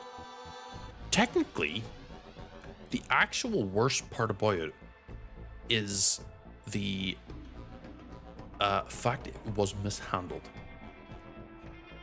As most people who have probably like even remotely looked into the Chernobyl nuclear plant accident will tell you, is that, correct me, yeah, the average Twitch chat, this admittedly ended up going into about like AI and everything, but I'm also very like, I want nuclear to be way more prominent across the world, because I think it is genuinely a lot better than anything cool. Because if you have an excess of power, well, we don't have to worry about electricity. So, you know. And no, no hippie, you're nuclearly amazing. You're so radioactively beautiful that I end up dying in your presence. That wasn't very good. Anyway, that is to say, nuclear energy and the Chernobyl event itself was so much more worse because it wasn't the radioactive thing that actually caused issues. It was how it was handled. Most of the damage was displacement of people was because of the mismanagement of it, because they estimated how bad the damage was. Plus, also, there is like a natural like leeway and given like acceptance of like how much radiation actually has an effect on us. In fact, sometimes we're actually a little bit better off having some radiation in the passive like world, because right now I think the health board or whatever is like trying to like get radiation levels to like effective zero, which is fundamentally impossible because you're thinking about background radiation. And if we were to remove all radiation, we don't end up getting any fucking resistance to any resistance. We don't end up getting any resistance to nuclear energy, full stop. Like we right now, well, maybe not me, don't know about y'all, have natural nuclear radiation like resistance in our bodies. Because the passive nuclear radiation from the sun, from just natural shit in the land, from food we eat sometimes, it's everywhere. The radiation is not that bad. In fact, it's actually sometimes does this a little bit better because, you know, radiation kills cells. It kills fucking everything. That means it could potentially kill some really bad fucking shit that we're dealing with. You know, it's a 50-50 gamble, but like, look, I'll take that gamble versus having to get fucking lung cancer because I breathed in so much fucking smoke. Yes, the SL1 was poor reactor design and mishandling. Chernobyl was poor design and mishandling. 3 Mile Island, mishandling, 0 casualties, thankfully. K-19, poor design and mishandling. Fukushima, freak natural disaster. We used natural radiation. Well, not natural. We use radiation in the medical field. That is what radiotherapy is. Yes, that's another thing.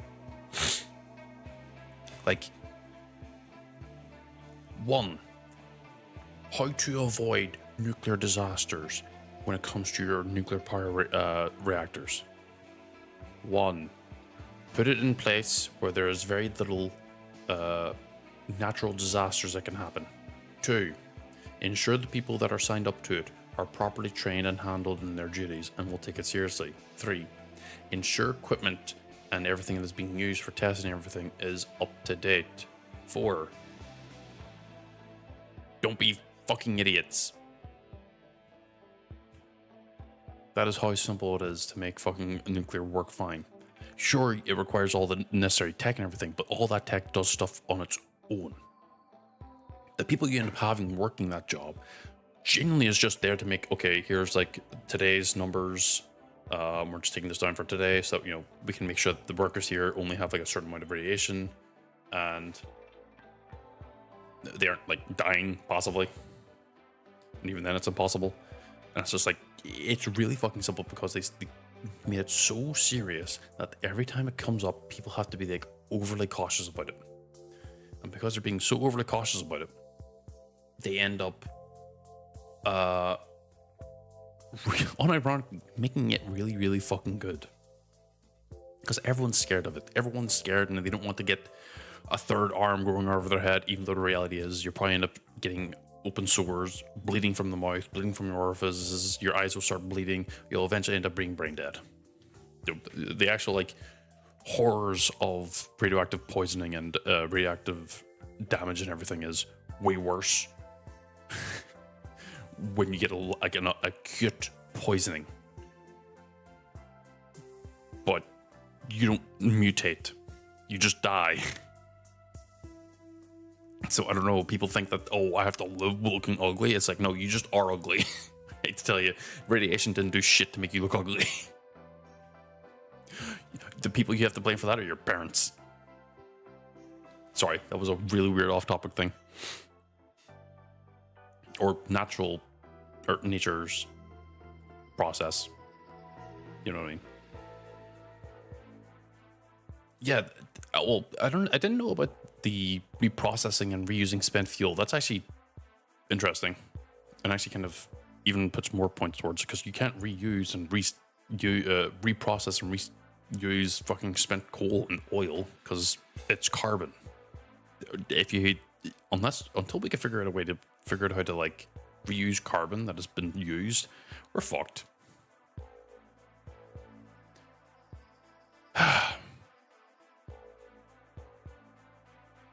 I think I am going to call it there though, because I do have to still like resize my outputs to be 1080p.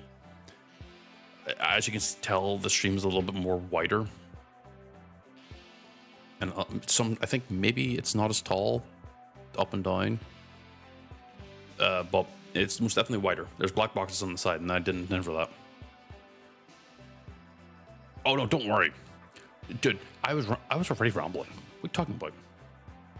Dude, if you hadn't talked about it or something, I would have naturally brought it up when I was going to talk about the fact that I think it was Meta or Microsoft bought the fucking 3 Mile like nuclear power plant to turn it into an AI power generation thing, but no one's going to get any benefit from it. Yes, it'll create jobs, but no one's going to get benefit from the fucking power.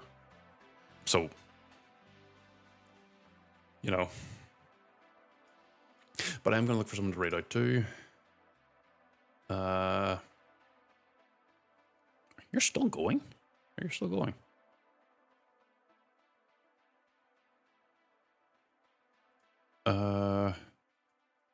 We are going to raid. Can I spell their name? Hold on.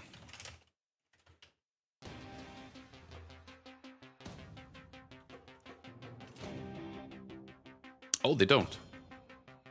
Oh, that's a little awkward. Okay. Well, I will raid the other option then. We are going to raid Gothic's Rose, who is currently playing Shift at Midnight. That's actually a game I might want to play in the future, but I need people for it to probably make it a lot more enjoyable. At least in the long term. Obviously, I will see. But for those of you on YouTube, I do hope you have a lovely day. I do hope you have a lovely night too. For those of you on Twitch, you'll be sending on over to Gothic's Rose. And if you do happen to like what I do here, which really I don't know what I am doing at this point, feel free to hit me with a follow on Twitch and a subscription on YouTube. Past that, tomorrow I'll probably be doing something. So until then, I'll see you all next time.